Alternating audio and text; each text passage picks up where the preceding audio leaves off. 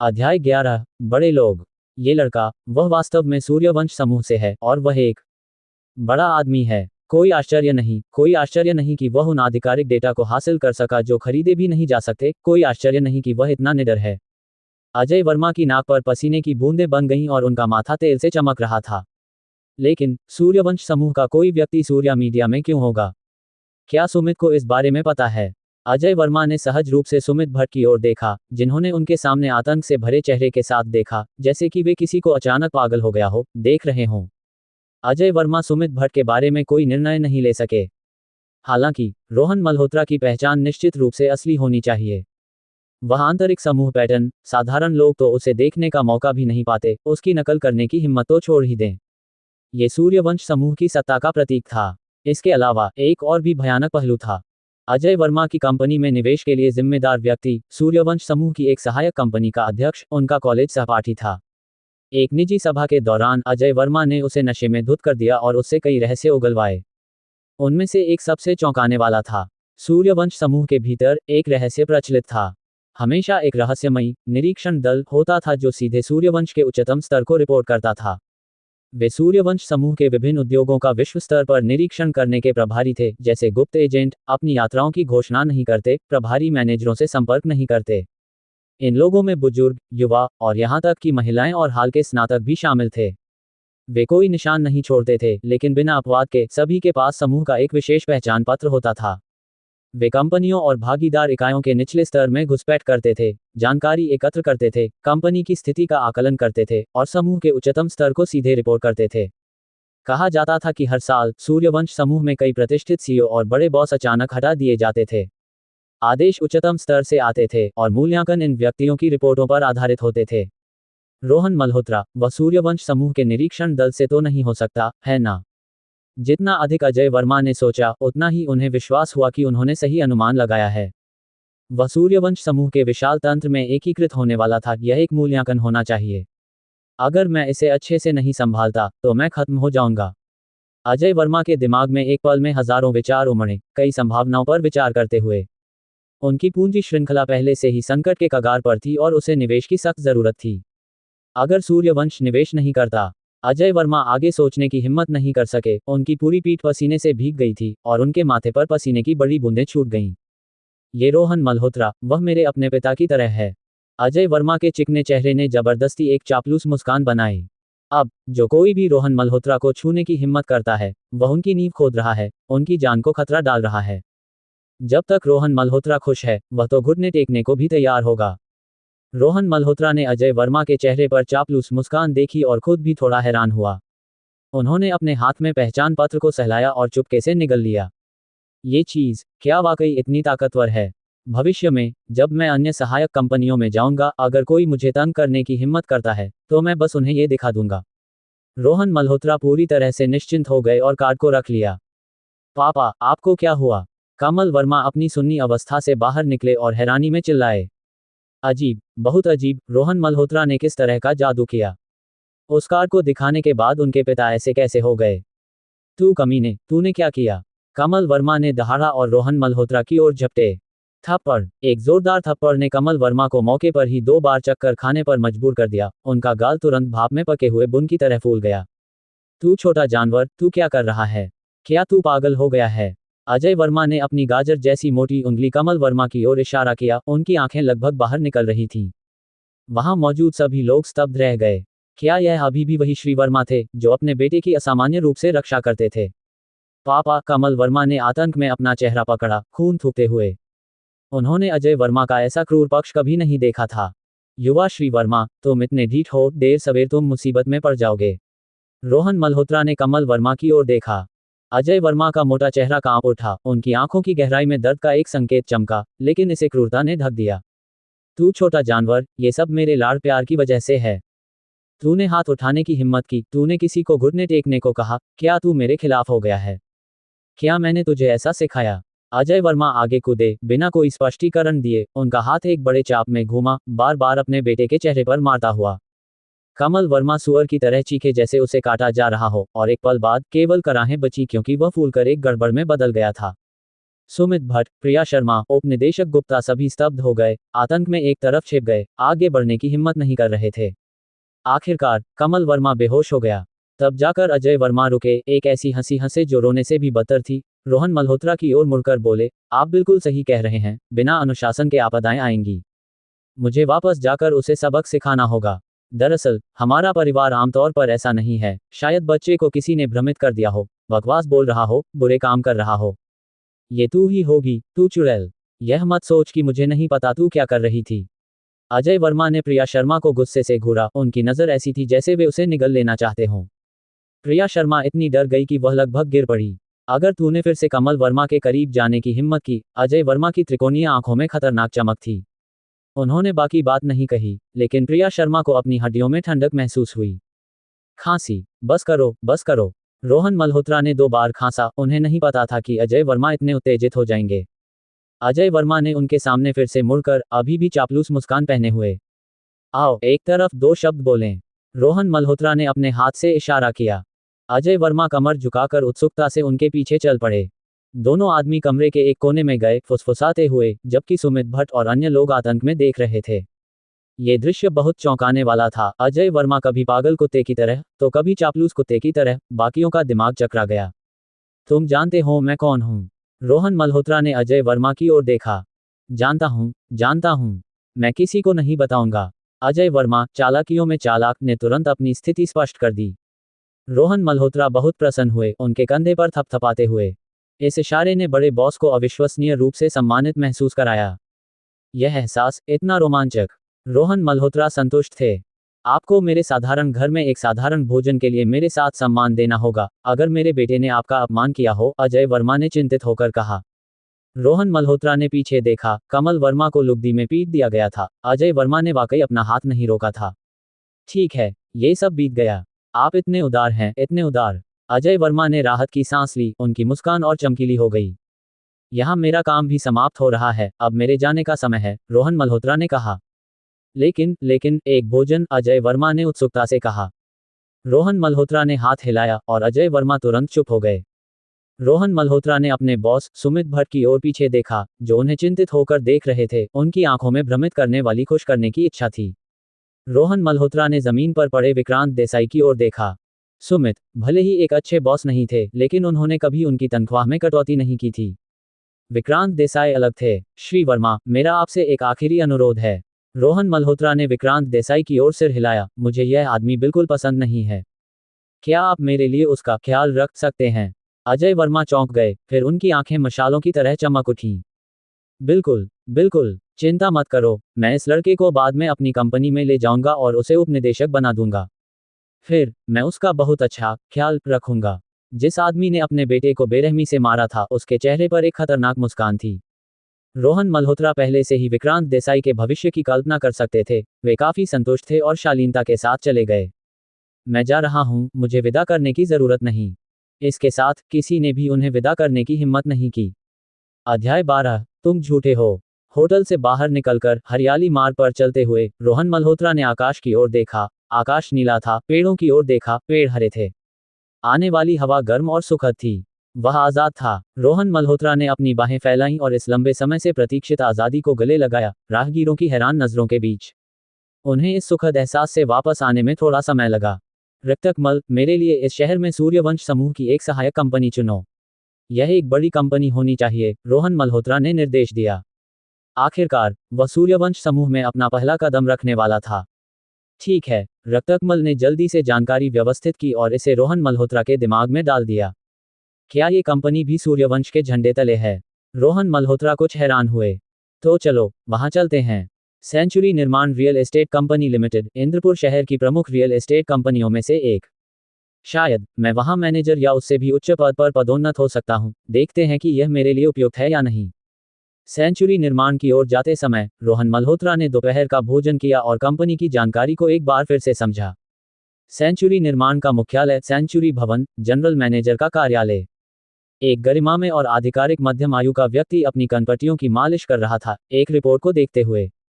उसने अपनी अच्छी देखभाल की थी और वह 40 से थोड़ा ऊपर लगता था, हालांकि वह लगभग 50 का था। उसकी थकी हुई आंखों में चतुराई का एक संकेत था। वह विनय गुप्ता थे, सेंचुरी निर्माण के जनरल मैनेजर। इस समय विनय गुप्ता को सिरदर्द हो रहा था। नीति कारक, बाजार की स्थिति और मजबूत प्रतियोगियों ने इस साल कंपनी के प्रदर्शन को अपेक्षा से कम कर दिया था। हालांकि विनय गुप्ता मध्यम आयु के थे, वे अभी भी उत्साह से भरे थे और ऊंचा चढ़ने और आगे जाने की आकांक्षा रखते थे। दुर्भाग्य से एक ही समूह से संबंधित होने के बावजूद आसपास के कई शहरों की रियल एस्टेट कंपनियों ने अधिक प्रभावशाली प्रदर्शन किया, जो उनसे आगे निकल गईं। इसके अलावा समूह के भीतर उनके व्यक्तिगत संबंध मजबूत नहीं थे, जिससे समूह के रियल एस्टेट व्यवसाय के क्षेत्रीय मैनेजर के पद पर पदोन्नति का उनका सपना टूटता प्रतीत हुआ। वास्तव में सेंचुरी निर्माण के भीतर भी उनकी पूरी सत्ता नहीं थी। अगर यह ऐसे ही चलता रहा तो न केवल क्षेत्रीय मैनेजर का पद, बल्कि मेरी वर्तमान जनरल मैनेजर की स्थिति भी खतरे में है। विनय गुप्ता ने अपने आप से बुदबुदाया, अपनी मुट्ठी भींचते हुए। अगर मेरे पास समूह के भीतर संबंध होते, एक आवाज होती, तो शायद उलटफेर का मौका होता। दुर्भाग्य से भारी अनिच्छा के साथ विनय गुप्ता केवल एक लंबी सांस छोड़ सकते थे। सेंचुरी भवन, पहली मंजिल का लॉबी, रिसेप्शन डेस्क। एक सुंदर लड़की सीधे बैठी थी, अपने कंप्यूटर को घूर रही थी। वह चेतना कौर थी, सेंचुरी निर्माण के मुख्यालय की रिसेप्शनिस्ट। दोपहर के भोजन का समय गंग बीता था, आगंतुकों के लिए सबसे शांत समय, और चेतना कौर इस शांति का आनंद ले रही थी। हालांकि वह अभी भी काफी नींद में थी और जोर से उबासी ले रही थी। तभी उसने देखा कि एक जोशीला युवक काउंटर के बाहर खड़ा था, बिना जाने कब आया, और उसकी पूरी उबासी को लगभग पकड़ लिया। आप किससे मिलने आए हैं? चेतना कौर चौंक गई, जल्दी से अपना मुंह बंद करते हुए। आने वाला व्यक्ति रोहन मल्होत्रा था। मैं आपके जनरल मैनेजर विनय गुप्ता से मिलने आया हूं, रोहन मल्होत्रा ने विनम्रता से कहा। क्या आपके पास अपॉइंटमेंट है? नहीं, तो मुझे खेद है, मैं आपकी मदद नहीं कर सकती। चेतना कौर ने सिर हिलाया, साफ मना कर दिया। शायद आप यह उनके लिए दे सकती हैं। रोहन मल्होत्रा ने अपनी पहचान पत्र निकाला, पूरी तरह से आत्मविश्वास के साथ इसे चेतना कौर को दिखाया। महोदय, हम शॉपिंग कार्ड प्रमोशन स्वीकार नहीं करते। चेतना कौर स्तब्ध रह गई, फिर उसके चेहरे पर तिरस्कार दिखा। सुरक्षा ने किसी को भी अंदर कैसे आने दिया? और तुम, एक सेल्समैन, श्री गुप्ता से मिलना चाहते हो? रोहन मल्होत्रा चौंक गए। उन्हें लगा कि उनका सर्वत्र प्रभावी पहचान पत्र वास्तव में एक रिसेप्शनिस्ट द्वारा रोक दिया गया था और इसे सेल्स कार्ड समझ लिया गया था। ऐसा लगता था कि यह कार्ड केवल पर्याप्त रैंक वाले लोगों के साथ ही काम करता था। रोहन मल्होत्रा ने यह महसूस किया और फिर गंभीरता से रिसेप्शनिस्ट को बताया, सही है, तुम अपना काम अच्छे से कर रही हो। दरअसल मैं श्री गुप्ता का रिश्तेदार हूँ। मैं अभी तुम्हारी परीक्षा ले रहा था। श्री गुप्ता का रिश्तेदार? चेतना कौर ने रोहन मल्होत्रा को संदेह भरी नजरों से देखा, स्पष्ट रूप से विश्वास नहीं हुआ। एक फोन करो, वे निश्चित रूप से मुझसे मिलेंगे। अगर मैं झूठ बोल रहा हूं तो तुम सुरक्षा को बुला सकती हो, रोहन मल्होत्रा ने गंभीरता से कहा। लेकिन अगर तुम ये फोन नहीं करती और वे गुस्सा हो जाते हैं, तो मैं जिम्मेदारी नहीं लूंगा।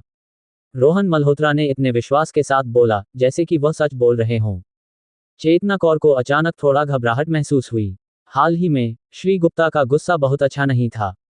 तुम बेहतर होगा कि मुझसे झूठ न बोलो, चेतना कौर ने धमकी दी, रोहन मल्होत्रा को तेज नजरों से देखते हुए, और वास्तव में फोन उठा लिया। हेलो, यह विनय गुप्ता है। जल्द ही कॉल कनेक्ट हुआ और विनय गुप्ता की आवाज में अधिकार के साथ साथ थोड़ी चिड़चिड़ाहट थी। चेतना कौर तुरंत तनावग्रस्त हो गई। श्री गुप्ता, यहाँ कोई रोहन मल्होत्रा नाम का व्यक्ति आपसे मिलने आया है। वह कहता है कि वह आपका रिश्तेदार है, चेतना कौर ने कहा। जब वह कॉल पर थी, रोहन मल्होत्रा ने उसके बगल में अपना नाम फुसफुसाया। रोहन मल्होत्रा। फोन के दूसरी ओर थोड़ा रुकावट हुई। वह कौन है? मेरे पास मल्होत्रा उपनाम वाला कोई रिश्तेदार नहीं है। एक पल में चेतना कौर का चेहरा पीला पड़ गया और उसने रोहन मल्होत्रा को गुस्से से घूरा। वह वाकई में ठगी गई थी। उसका वर्णन करो, रोहन मल्होत्रा ने मुस्कुराते हुए कहा, अपनी पहचान पत्र दिखाते हुए। चेतना कौर को लगा कि विनय गुप्ता का गुस्सा फटने की कगार पर था। कुछ घबराहट में उसने अनजाने में रोहन मल्होत्रा के सुझाव का पालन किया। वह एक कार्ड पकड़े हुए है, गहरे सुनहरे रंग का, जिसमें गरुड़ और शेर हैं, और हमारा सूर्यवंश समूह का लोगो भी। फोन के दूसरी ओर एक भयानक चुप्पी छा गई। फिर अचानक एक खटाक की आवाज, जैसे किसी ने रिसीवर को जोर से पटक दिया हो। चेतना कौर डर के मारे लगभग रोने लगी। क्या हुआ? रोहन मल्होत्रा ने पूछा। तुम वाकई एक ठग हो, चेतना कौर ने गुस्से में फोन पटक दिया, चिल्लाते हुए, सुरक्षा, इस आदमी को यहां से बाहर निकालो। रोहन मल्होत्रा भी चौंक गए। अरे अरे, उसने ठीक ठीक क्या कहा? उसे फिर से कॉल करो, मैं उससे बात करूंगा। चेतना कौर ने गुस्से में दांत पीसे।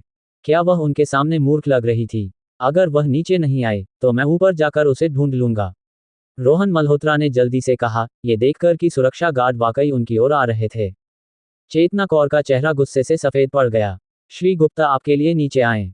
आप उनसे ऊपर मिलने जाना चाहते हैं। आप वाकई मुझे नौकरी से निकलवाना चाहते हैं, आप शापित ठग। एक और सुरक्षा गार्ड, चेतना कौर ने गुस्से में चिल्लाया। सुरक्षा गार्डों ने जल्दी से रोहन मल्होत्रा को घेर लिया और वह घबरा गए। सब रुक जाओ। उस पल एक आधिकारिक चीख गूंजी जिसमें अधिकार भरा था। चेतना कौर और सुरक्षा गार्ड मुड़े, केवल चौंक गए। वहां लिफ्ट के पास विनय गुप्ता दौड़ते हुए आ रहे थे। विनय, जनरल मैनेजर, वह गरिमा में मध्यम आयु का व्यक्ति जो विपत्ति में भी अटल रहने वाला श्री गुप्ता दौड़ते हुए आ रहा था। चेतना कौर ने आंखें फाड़कर देखा, ये दृश्य इतना अवास्तविक लगा। पलक झपकते ही श्री गुप्ता रिसेप्शन तक दौड़कर आ गए, थोड़ा हाँफते हुए, उनके माथे पर पसीने की बूंदें बन रही थीं। वह सामान्य संयम जो हिमालय की तरह अटल था, गायब था। क्या यह आप हैं? विनय गुप्ता ने आसपास की नजरों की परवाह न करते हुए एकमात्र अपरिचित चेहरे पर अपनी नजर टिकाए और कांपती आवाज में पूछा। रोहन मल्होत्रा ने सिर हिलाया। मुझे दिखाए। विनय गुप्ता का कंठनाद फड़का, उन्होंने उत्सुकता से कहा, उनकी आंखें अपेक्षा से चमक रही थीं। रोहन मल्होत्रा को पता था कि वे क्या मांग रहे हैं और उन्होंने अपनी पहचान पत्र निकाला। विनय गुप्ता ने इसे लेने के लिए हाथ नहीं बढ़ाया, इसके बजाय इसे बार बार गौर से देखा। कृपया मेरे कार्यालय में, चलिए अच्छी बातचीत करते हैं। विनय गुप्ता उत्साह से भरे हुए मुस्कुराए। रोहन मल्होत्रा ने विनम्रता से सिर हिलाया, अपना कार्ड जेब में रखा और विनय गुप्ता के पीछे लिफ्ट की ओर चले। जाने से पहले रोहन मल्होत्रा ने चेतना कौर की ओर मुस्कुराया। देखा, मैं ठग नहीं हूं, रोहन मल्होत्रा ने अपने होठों से कहा। चेतना कौर वहां खड़ी रही, स्तब्ध, दोनों को जाते हुए देखती रही। उसे वापस होश में आने में काफी समय लगा, अविश्वास के साथ अपने बगल के सुरक्षा गार्ड की ओर मुड़ी, अभी भी हैरानी में, और बोली।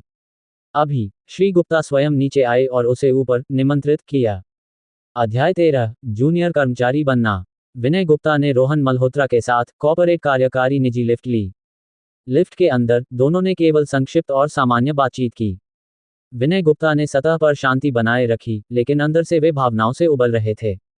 हैरानी के साथ आश्चर्य मिश्रित था। वे अजय वर्मा जैसे औसत व्यक्ति से कहीं ज्यादा समझते थे। रोहन मल्होत्रा का पहचान पत्र केवल निरीक्षण समूह के उपयोग के लिए नहीं था, बल्कि यह उच्च स्तर का था, और अगर वे निरीक्षण समूह से थे तो निश्चित रूप से वे उच्च रैंक के सदस्य थे। विनय गुप्ता अपनी नजर रोहन मल्होत्रा पर डालने से खुद को रोक नहीं सके, मन ही मन चिल्लाए। कॉर्पोरेट उच्च अधिकारी वाकई में कुशल थे। कौन सोच सकता था कि इतना युवा व्यक्ति कंपनी में इतना बड़ा व्यक्ति होगा। बिना पहचान पत्र के वे निश्चित रूप से इस पर विश्वास नहीं करते। ये ठीक वैसा ही असंभावित चेहरा था जिसने निरीक्षण समूह को हर जगह घुसपैठ करने की अनुमति दी, जिससे कॉर्पोरेट उच्च अधिकारियों को सबसे वास्तविक स्थिति का पता चल सका। प्रभावशाली। अपनी प्रशंसा के अलावा विनय गुप्ता बेहद उत्साहित भी थे। हालांकि उन्हें नहीं पता था कि निरीक्षण समूह का कोई व्यक्ति, विशेष रूप से इतने उच्च स्तर के पहचान पत्र वाला, अपनी पहचान उनके सामने क्यों प्रकट करेगा। ये निरीक्षण समूह के लिए सामान्य नहीं था, लेकिन चूंकि वे उन्हें जानने देना चाहते थे, यह एक समस्या का संकेत हो सकता था। ये दिखा सकता था कि निरीक्षण समूह विनय गुप्ता को जानता था, और यह कदम संभावित रूप से विश्वास का स्तर दर्शा सकता था।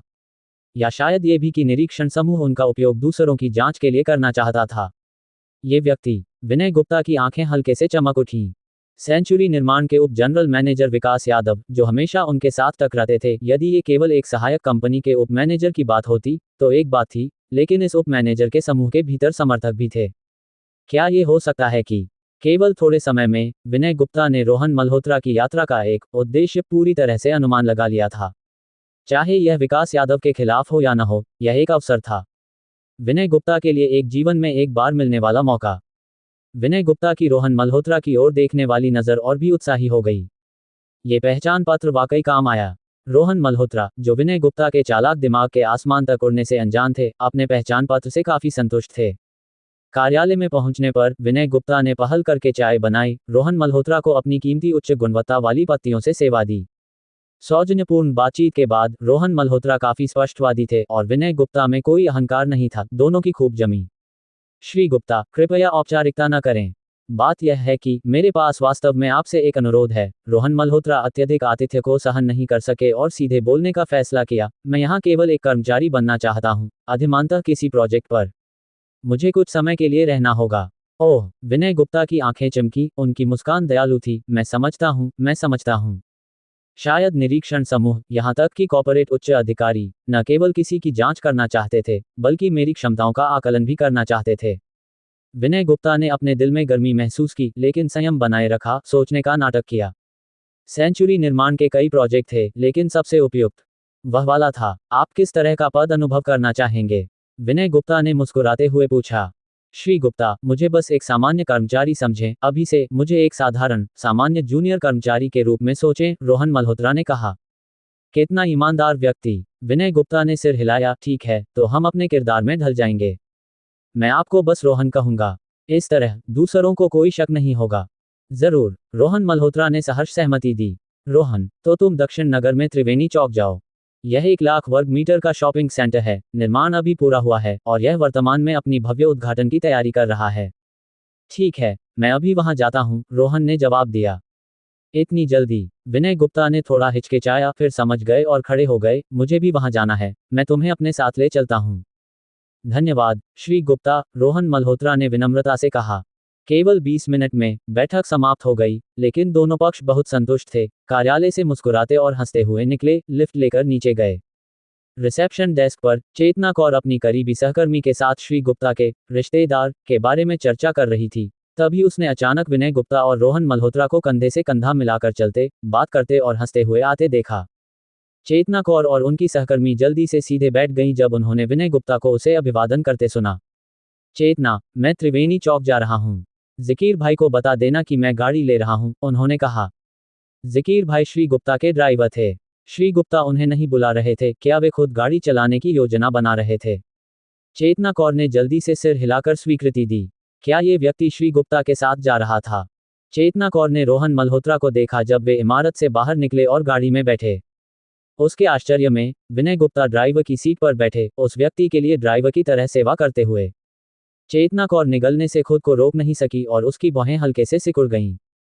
त्रिवेणी चौक, वह जल्दी से शौचालय की ओर गई। अंदर, उसने जल्दी से अपना फोन निकाला और एक टेक्स्ट मैसेज भेजा।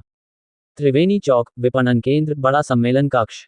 लगभग 1 दर्जन लोग, सभी अलग अलग भावों के साथ, सम्मेलन मेज के चारों ओर बैठे थे।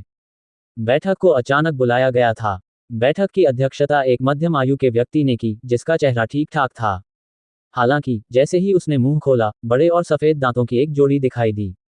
वह चंदन शर्मा थे, त्रिवेणी चौक के प्रोजेक्ट मैनेजर, और उनका एक कुख्यात उपनाम था, चंदन बड़े दांत। उस पल, चंदन बड़े दांत, लाल लाल सांड की आंखों के साथ, मेज पर जोर से थप्पड़ मारा और लोगों को डांटा, मेज पर रखी रिपोर्टों की ओर इशारा करते हुए। इसे देखो, ये तुम्हारे काम का नतीजा है। क्या तुम सब कुछ बिगाड़ना चाहते हो? उन्होंने गरजते हुए कहा। विपणन विभाग, ये तुम्हारी योजना है। क्या तुम्हें प्रतिबंधित और सीमित शब्दों के बारे में पता है? राष्ट्रीय कानूनों और नियमों के अपडेट के 1 महीने बाद तुम ऐसी कॉपी कैसे बना सकते हो? क्या तुम चाहते हो कि हमारे प्रोजेक्ट पर जुर्माना लगे? अगर तुम्हें यकीन नहीं है, तो इसका उपयोग मत करो। निवेश विभाग, ये तुम्हारी हाल की उपलब्धियां हैं। मैं तुमसे पूछना चाहता हूं, क्या तुम सब बाहर सिर्फ मजे कर रहे हो? सज्जनों, मैं तुमसे विनती करता हूं, कृपया कुछ मेहनत करो। क्या हम साल के अंत तक कार्य पूरा कर सकते हैं या नहीं? संपत्ति प्रबंधन, क्या तुम देखना चाहते हो कि यहाँ कितनी शिकायतें जमा होंगी? एक प्रोजेक्ट मैनेजर के रूप में, क्या मुझे इन छोटी मोटी बातों से भी निपटना होगा? और प्रशासनिक विभाग, चंदन बड़े दांत चाहते थे कि वे इन लोगों को बाहर खींचकर एक एक करके सजा दें। विभिन्न विभागों के प्रमुख सभी सिर झुकाए, अपने नोटबुक में तेजी से लिख रहे थे। वे क्या लिख रहे थे, यह कोई नहीं जानता था। चंदन बड़े दांत के सामने, प्रोजेक्ट के उप जनरल मैनेजर लक्ष्मण सिंह का चेहरा भावहीन था। उन्होंने अपनी चाय की प्याली उठाई और पानी का एक घूंट लिया। प्याली की आड़ में, उनके होंठ एक ठंडी मुस्कुराहट में मुड़े। चंदन बड़े दांत ने अपनी तीखी बातें खत्म करने के बाद, अपने हाथ में रिपोर्ट को मेज पर पटक दिया और लक्ष्मण सिंह की ओर एक ठंडी, तेज नजर डाली। इन सभी समस्याओं का कारण इस श्री सिंह से गहराई से जुड़ा था। वरना, ये लोग इतने साहपूर्वक गैर पेशेवर नहीं होते। अगर बातें खुलकर रखी जाएं, तो ये स्पष्ट होगा कि चंदन बड़े दांत अपनी स्थिति श्री गुप्ता, सेंचुरी निर्माण के जनरल मैनेजर, के कारण थे, जबकि लक्ष्मण सिंह विकास यादव के आदमी थे और विकास यादव की नज़र श्री गुप्ता की कुर्सी पर थी। जब बड़े लोग लड़ रहे थे, छोटे लोग बीच में फंस गए। हाल ही में, अफवाहें थीं कि उप जनरल मैनेजर विकास यादव कॉर्पोरेट स्तर पर बहुत सक्रिय थे, जिसके कारण उनके लोग और भी साहसी हो गए थे। सेंचुरी निर्माण के एक मुख्य प्रोजेक्ट के रूप में, त्रिवेणी चौक को स्वाभाविक रूप से तूफान का सबसे ज्यादा सामना करना पड़ा। ये सब चंदन बड़े दांत को सिरदर्द दे रहा था। शांत हो जाओ, चंदन। हर कोई हाल ही में व्यस्त और थका हुआ है। इसके अलावा काम में हर कोई गलतियां करता है, लक्ष्मण सिंह ने कहा, जो 40 से ज्यादा नहीं थे लेकिन ऐसे बोले जैसे वे कहीं ज्यादा अनुभवी हों। उनके शब्दों ने वहां मौजूद लोगों को उनके प्रति थोड़ा और करीबी महसूस कराया। ये कैसी बात है? क्या ये ऐसी चीजें हैं जिन्हें बिगाड़ा जा सकता है? जब कोई समस्या होगी तो जिम्मेदारी कौन लेगा, मैं या तुम? चंदन बड़े दांत ने गुस्से में जवाब दिया। बेशक, जिसका रैंक ऊंचा है वह जिम्मेदारी लेता है। नेताओं के रूप में हमें जिम्मेदारी लेने की क्षमता होनी चाहिए, अगर नहीं तो इस पद पर रहने का क्या मतलब? लक्ष्मण ने तिरस्कार किया। यहाँ मेरा पद सबसे ऊंचा है। क्या तुम कह रहे हो कि मुझे जिम्मेदारी लेनी चाहिए? अचानक दरवाजा जोर से खुला। विनय गुप्ता कार्यालय में दाखिल हुए, उनका चेहरा भयावह रूप से अंधेरा था। अध्याय 13, जूनियर कर्मचारी बनना। विनय गुप्ता ने रोहन मल्होत्रा के साथ कॉर्पोरेट कार्यकारी निजी लिफ्ट ली। लिफ्ट के अंदर दोनों ने केवल संक्षिप्त और सामान्य बातचीत की। विनय गुप्ता ने सतह पर शांति बनाए रखी, लेकिन अंदर से वे भावनाओं से उबल रहे थे। हैरानी के साथ आश्चर्य मिश्रित था। वे अजय वर्मा जैसे औसत व्यक्ति से कहीं ज्यादा समझते थे। रोहन मल्होत्रा का पहचान पत्र केवल निरीक्षण समूह के उपयोग के लिए नहीं था, बल्कि यह उच्च स्तर का था, और अगर वे निरीक्षण समूह से थे तो निश्चित रूप से वे उच्च रैंक के सदस्य थे। विनय गुप्ता अपनी नज़र रोहन मल्होत्रा पर डालने से खुद को रोक नहीं सके, मन ही मन चिल्लाए। कॉर्पोरेट उच्च अधिकारी वाकई में कुशल थे। कौन सोच सकता था कि इतना युवा व्यक्ति कंपनी में इतना बड़ा व्यक्ति होगा? बिना पहचान पत्र के वे निश्चित रूप से इस पर विश्वास नहीं करते। ये ठीक वैसा ही असंभावित चेहरा था जिसने निरीक्षण समूह को हर जगह घुसपैठ करने की अनुमति दी, जिससे कॉर्पोरेट उच्च अधिकारियों को सबसे वास्तविक स्थिति का पता चल सका। प्रभावशाली। अपनी प्रशंसा के अलावा विनय गुप्ता बेहद उत्साहित भी थे। हालांकि उन्हें नहीं पता था कि निरीक्षण समूह का कोई व्यक्ति, विशेष रूप से इतने उच्च स्तर के पहचान पत्र वाला, अपनी पहचान उनके सामने क्यों प्रकट करेगा। ये निरीक्षण समूह के लिए सामान्य नहीं था, लेकिन चूंकि वे उन्हें जानने देना चाहते थे, यह एक समस्या का संकेत हो सकता था। ये दिखा सकता था कि निरीक्षण समूह विनय गुप्ता को जानता था, और यह कदम संभावित रूप से विश्वास का स्तर दर्शा सकता था। या शायद ये भी कि निरीक्षण समूह उनका उपयोग दूसरों की जांच के लिए करना चाहता था। ये व्यक्ति, विनय गुप्ता की आंखें हल्के से चमक उठीं। सेंचुरी निर्माण के उप जनरल मैनेजर विकास यादव, जो हमेशा उनके साथ टकराते थे, यदि ये केवल एक सहायक कंपनी के उप मैनेजर की बात होती तो एक बात थी, लेकिन इस उप मैनेजर के समूह के भीतर समर्थक भी थे। क्या ये हो सकता है कि केवल थोड़े समय में विनय गुप्ता ने रोहन मल्होत्रा की यात्रा का एक उद्देश्य पूरी तरह से अनुमान लगा लिया था? चाहे यह विकास यादव के खिलाफ हो या न हो, यह एक अवसर था। विनय गुप्ता के लिए एक जीवन में एक बार मिलने वाला मौका। विनय गुप्ता की रोहन मल्होत्रा की ओर देखने वाली नज़र और भी उत्साही हो गई। ये पहचान पत्र वाकई काम आया। रोहन मल्होत्रा, जो विनय गुप्ता के चालाक दिमाग के आसमान तक उड़ने से अनजान थे, अपने पहचान पत्र से काफी संतुष्ट थे। कार्यालय में पहुंचने पर विनय गुप्ता ने पहल करके चाय बनाई, रोहन मल्होत्रा को अपनी कीमती उच्च गुणवत्ता वाली पत्तियों से सेवा दी। सौजन्यपूर्ण बातचीत के बाद रोहन मल्होत्रा काफी स्पष्टवादी थे, और विनय गुप्ता में कोई अहंकार नहीं था। दोनों की खूब जमी। श्री गुप्ता, कृपया औपचारिकता न करें। बात यह है कि मेरे पास वास्तव में आपसे एक अनुरोध है। रोहन मल्होत्रा अत्यधिक आतिथ्य को सहन नहीं कर सके और सीधे बोलने का फैसला किया। मैं यहाँ केवल एक कर्मचारी बनना चाहता हूँ, अधिमानतः किसी प्रोजेक्ट पर। मुझे कुछ समय के लिए रहना होगा। ओह, विनय गुप्ता की आंखें चमकी, उनकी मुस्कान दयालु थी। मैं समझता हूँ। शायद निरीक्षण समूह, यहाँ तक कि कॉर्पोरेट उच्च अधिकारी, न केवल किसी की जांच करना चाहते थे, बल्कि मेरी क्षमताओं का आकलन भी करना चाहते थे। विनय गुप्ता ने अपने दिल में गर्मी महसूस की, लेकिन संयम बनाए रखा, सोचने का नाटक किया। सेंचुरी निर्माण के कई प्रोजेक्ट थे, लेकिन सबसे उपयुक्त वह वाला था। आप किस तरह का पद अनुभव करना चाहेंगे? विनय गुप्ता ने मुस्कुराते हुए पूछा। श्री गुप्ता, मुझे बस एक सामान्य कर्मचारी समझें, अभी से मुझे एक साधारण, सामान्य जूनियर कर्मचारी के रूप में सोचें, रोहन मल्होत्रा ने कहा। कितना ईमानदार व्यक्ति! विनय गुप्ता ने सिर हिलाया। ठीक है, तो हम अपने किरदार में ढल जाएंगे।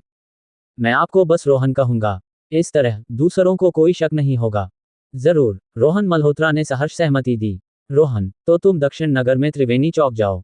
यह 1 लाख वर्ग मीटर का शॉपिंग सेंटर है। निर्माण अभी पूरा हुआ है, और यह वर्तमान में अपनी भव्य उद्घाटन की तैयारी कर रहा है। ठीक है, मैं अभी वहां जाता हूं, रोहन ने जवाब दिया। इतनी जल्दी? विनय गुप्ता ने थोड़ा हिचकिचाया, फिर समझ गए और खड़े हो गए। मुझे भी वहां जाना है, मैं तुम्हें अपने साथ ले चलता हूं। धन्यवाद, श्री गुप्ता, रोहन मल्होत्रा ने विनम्रता से कहा। केवल 20 मिनट में बैठक समाप्त हो गई, लेकिन दोनों पक्ष बहुत संतुष्ट थे। कार्यालय से मुस्कुराते और हंसते हुए निकले, लिफ्ट लेकर नीचे गए। रिसेप्शन डेस्क पर चेतना कौर अपनी करीबी सहकर्मी के साथ श्री गुप्ता के रिश्तेदार के बारे में चर्चा कर रही थी। तभी उसने अचानक विनय गुप्ता और रोहन मल्होत्रा को कंधे से कंधा मिलाकर चलते, बात करते और हंसते हुए आते देखा। चेतना कौर और उनकी सहकर्मी जल्दी से सीधे बैठ गईं जब उन्होंने विनय गुप्ता को उसे अभिवादन करते सुना। चेतना, मैं त्रिवेणी चौक जा रहा हूँ। ज़कीर भाई को बता देना कि मैं गाड़ी ले रहा हूँ, उन्होंने कहा। ज़कीर भाई श्री गुप्ता के ड्राइवर थे। श्री गुप्ता उन्हें नहीं बुला रहे थे, क्या वे खुद गाड़ी चलाने की योजना बना रहे थे? चेतना कौर ने जल्दी से सिर हिलाकर स्वीकृति दी। क्या ये व्यक्ति श्री गुप्ता के साथ जा रहा था? चेतना कौर ने रोहन मल्होत्रा को देखा जब वे इमारत से बाहर निकले और गाड़ी में बैठे। उसके आश्चर्य में, विनय गुप्ता ड्राइवर की सीट पर बैठे, उस व्यक्ति के लिए ड्राइवर की तरह सेवा करते हुए। चेतना कौर निगलने से खुद को रोक नहीं सकी और उसकी भौहें हल्के से सिकुड़ गईं। त्रिवेणी चौक, वह जल्दी से शौचालय की ओर गई। अंदर, उसने जल्दी से अपना फोन निकाला और एक टेक्स्ट मैसेज भेजा। त्रिवेणी चौक, विपणन केंद्र, बड़ा सम्मेलन कक्ष। लगभग 1 दर्जन लोग, सभी अलग अलग भावों के साथ, सम्मेलन मेज के चारों ओर बैठे थे। बैठक को अचानक बुलाया गया था। बैठक की अध्यक्षता एक मध्यम आयु के व्यक्ति ने की, जिसका चेहरा ठीक ठाक था। हालांकि, जैसे ही उसने मुंह खोला, बड़े और सफेद दांतों की एक जोड़ी दिखाई दी। वह चंदन शर्मा थे, त्रिवेणी चौक के प्रोजेक्ट मैनेजर, और उनका एक कुख्यात उपनाम था, चंदन बड़े दांत। उस पल, चंदन बड़े दांत, लाल लाल सांड की आंखों के साथ, मेज पर जोर से थप्पड़ मारा और लोगों को डांटा, मेज पर रखी रिपोर्टों की ओर इशारा करते हुए। इसे देखो, ये तुम्हारे काम का नतीजा है। क्या तुम सब कुछ बिगाड़ना चाहते हो? उन्होंने गरजते हुए कहा। विपणन विभाग, ये तुम्हारी योजना है। क्या तुम्हें प्रतिबंधित और सीमित शब्दों के बारे में पता है? राष्ट्रीय कानूनों और नियमों के अपडेट के 1 महीने बाद तुम ऐसी कॉपी कैसे बना सकते हो? क्या तुम चाहते हो कि हमारे प्रोजेक्ट पर जुर्माना लगे? अगर तुम्हें यकीन नहीं है, तो इसका उपयोग मत करो। निवेश विभाग, ये तुम्हारी हाल की उपलब्धियां हैं। मैं तुमसे पूछना चाहता हूं, क्या तुम सब बाहर सिर्फ मजे कर रहे हो? सज्जनों, मैं तुमसे विनती करता हूं, कृपया कुछ मेहनत करो। क्या हम साल के अंत तक कार्य पूरा कर सकते हैं या नहीं? संपत्ति प्रबंधन, क्या तुम देखना चाहते हो कि यहाँ कितनी शिकायतें जमा होंगी? एक प्रोजेक्ट मैनेजर के रूप में, क्या मुझे इन छोटी मोटी बातों से भी निपटना होगा? और प्रशासनिक विभाग, चंदन बड़े दांत चाहते थे कि वे इन लोगों को बाहर खींचकर एक एक करके सजा दें। विभिन्न विभागों के प्रमुख सभी सिर झुकाए, अपने नोटबुक में तेजी से लिख रहे थे। वे क्या लिख रहे थे, यह कोई नहीं जानता था। चंदन बड़े दांत के सामने, प्रोजेक्ट के उप जनरल मैनेजर लक्ष्मण सिंह का चेहरा भावहीन था। उन्होंने अपनी चाय की प्याली उठाई और पानी का एक घूंट लिया। प्याली की आड़ में, उनके होंठ एक ठंडी मुस्कुराहट में मुड़े। चंदन बड़े दांत ने अपनी तीखी बातें खत्म करने के बाद, अपने हाथ में रिपोर्ट को मेज पर पटक दिया और लक्ष्मण सिंह की ओर एक ठंडी, तेज नजर डाली। इन सभी समस्याओं का कारण इस श्री सिंह से गहराई से जुड़ा था। वरना, ये लोग इतने साहपूर्वक गैर पेशेवर नहीं होते। अगर बातें खुलकर रखी जाएं, तो ये स्पष्ट होगा कि चंदन बड़े दांत अपनी स्थिति श्री गुप्ता, सेंचुरी निर्माण के जनरल मैनेजर, के कारण थे, जबकि लक्ष्मण सिंह विकास यादव के आदमी थे और विकास यादव की नज़र श्री गुप्ता की कुर्सी पर थी। जब बड़े लोग लड़ रहे थे, छोटे लोग बीच में फंस गए। हाल ही में, अफवाहें थीं कि उप जनरल मैनेजर विकास यादव कॉर्पोरेट स्तर पर बहुत सक्रिय थे, जिसके कारण उनके लोग और भी साहसी हो गए थे। सेंचुरी निर्माण के एक मुख्य प्रोजेक्ट के रूप में, त्रिवेणी चौक को स्वाभाविक रूप से तूफान का सबसे ज्यादा सामना करना पड़ा। ये सब चंदन बड़े दांत को सिरदर्द दे रहा था। शांत हो जाओ, चंदन। हर कोई हाल ही में व्यस्त और थका हुआ है। इसके अलावा, काम में हर कोई गलतियां करता है, लक्ष्मण सिंह ने कहा, जो 40 से ज्यादा नहीं थे लेकिन ऐसे बोले जैसे वे कहीं ज्यादा अनुभवी हों। उनके शब्दों ने वहां मौजूद लोगों को उनके प्रति थोड़ा और करीबी महसूस कराया। ये कैसी बात है? क्या ये ऐसी चीजें हैं जिन्हें बिगाड़ा जा सकता है? जब कोई समस्या होगी, तो जिम्मेदारी कौन लेगा, मैं या तुम? चंदन बड़े दांत ने गुस्से में जवाब दिया। बेशक, जिसका रैंक ऊंचा है, वह जिम्मेदारी लेता है। नेताओं के रूप में, हमें जिम्मेदारी लेने की क्षमता होनी चाहिए, अगर नहीं, तो इस पद पर रहने का क्या मतलब? लक्ष्मण ने तिरस्कार किया। यहाँ मेरा पद सबसे ऊंचा है। क्या तुम कह रहे हो कि मुझे जिम्मेदारी लेनी चाहिए? अचानक, दरवाजा जोर से खुला। विनय गुप्ता कार्यालय में दाखिल हुए, उनका चेहरा भयावह रूप से अंधेरा था। अध्याय 14, बूढ़ी लोमड़ी। रोहन मल्होत्रा विनय गुप्ता के पीछे बड़े सम्मेलन कक्ष में दाखिल हुए। वे विनय गुप्ता के गुस्से को महसूस कर सकते थे, जैसे ज्वालामुखी फटने वाला हो। रास्ते में, विनय गुप्ता ने रोहन मल्होत्रा के सामने प्रोजेक्ट विपणन टीम की जमकर तारीफ की थी, आत्मसंतुष्टि के लहजे में। आखिरकार, एक विशिष्ट टीम बनाना प्रतिभा को पहचानने की सूझबूझ को दर्शाता था, और यह विनय गुप्ता के लिए एक नेता के रूप में गर्व का स्रोत भी था। रोहन मल्होत्रा ने अपनी यात्रा पर विनय गुप्ता के वर्णन के आधार पर एक ऐसी टीम की कल्पना की थी जो मेहनती, बुद्धिमान, एकजुट और आगे बढ़ने वाली हो। लेकिन अब दोनों अभी बड़े सम्मेलन कक्ष के दरवाजे पर पहुंचे थे कि अंदर से चंदन बड़े दांत की गुस्से भरी डांट सुनाई दी, जो बता रही थी कि काम पूरी तरह से गड़बड़ था। यह एक खुला तमाचा था। विनय गुप्ता, जो हमेशा संयमित रहते थे और जिनके भाव शायद ही कभी दिखाई देते थे, वे भी भड़क उठे थे। बड़े सम्मेलन कक्ष के अंदर प्रोजेक्ट सुपरवाइजर जनरल मैनेजर को देखते ही जल्दी से खड़े हो गए, सभी सावधान मुद्रा में। कई लोग अपनी पहले की आलसी मुद्राएं छोड़ चुके थे। लक्ष्मण सिंह ने भी अपनी अहंकारी मुद्रा को कम किया और अधिक सम्मानजनक भाव अपनाया। श्री गुप्ता, श्री गुप्ता। अभिवादनों के कोरस के बीच विनय गुप्ता ने सभी को नजरअंदाज किया, सीधे चंदन बड़े दांत के पास गए, उन्हें एक तरफ धकेला और उनकी नाक पर उंगली रखकर बोले, तुम कैसा प्रोजेक्ट मैनेजर हो, अक्षम। चंदन बड़े दांत, अगर तुम लोगों को संभाल नहीं सकते तो यहां से निकल जाओ जब तक मौका है। चंदन बड़े दांत चौंक गए और कुछ हैरान हुए। बॉस का आज का व्यवहार कुछ ठीक नहीं था। अंदर आने के बाद से उनका गुस्सा डरावना था। उन्हें एक सुपरवाइजरी नेता को डांटते हुए उन्होंने बिल्कुल भी मुंह नहीं दिया। आमतौर पर वे ही थे जो उनका समर्थन करते थे इन अधीनस्थों को डांटते हुए। लक्ष्मण सिंह भी हैरान थे। विनय गुप्ता चंदन बड़े दांत को डांट रहे थे, लेकिन कमरे में घुसते ही डांट का निशाना उन पर था। विनय गुप्ता पहले कभी इतने स्पष्ट नहीं थे। क्या वे कोई कदम उठाने की तैयारी कर रहे थे? लक्ष्मण सिंह ने चुपके से खुद को तैयार किया आने वाले तूफान के लिए। चंदन बड़े दांत को डांटने के बाद विनय गुप्ता का गुस्सा थोड़ा कम हुआ प्रतीत हुआ। वे चुप हो गए, उनका चेहरा अंधेरा था क्योंकि उनकी नजर सभी के चेहरों पर घूमी। जिन्हें विनय गुप्ता ने देखा, वे सभी मृतवत चुप हो गए, एक शब्द बोलने की हिम्मत नहीं कर रहे थे। लक्ष्मण, प्रोजेक्ट के उप मैनेजर के रूप में तुम भी एक बड़े नेता हो। आधे विभागों का सीधा प्रबंधन करते हो, कई लोग तुम्हारी सुनते हैं, इसलिए तुम्हें जिम्मेदारी लेनी होगी और वास्तव में खुद को मामलों से बाहर मत समझो। विनय गुप्ता ने अर्थपूर्ण नजर के साथ लक्ष्मण सिंह की ओर देखा। उनके शब्द तीखे नहीं थे।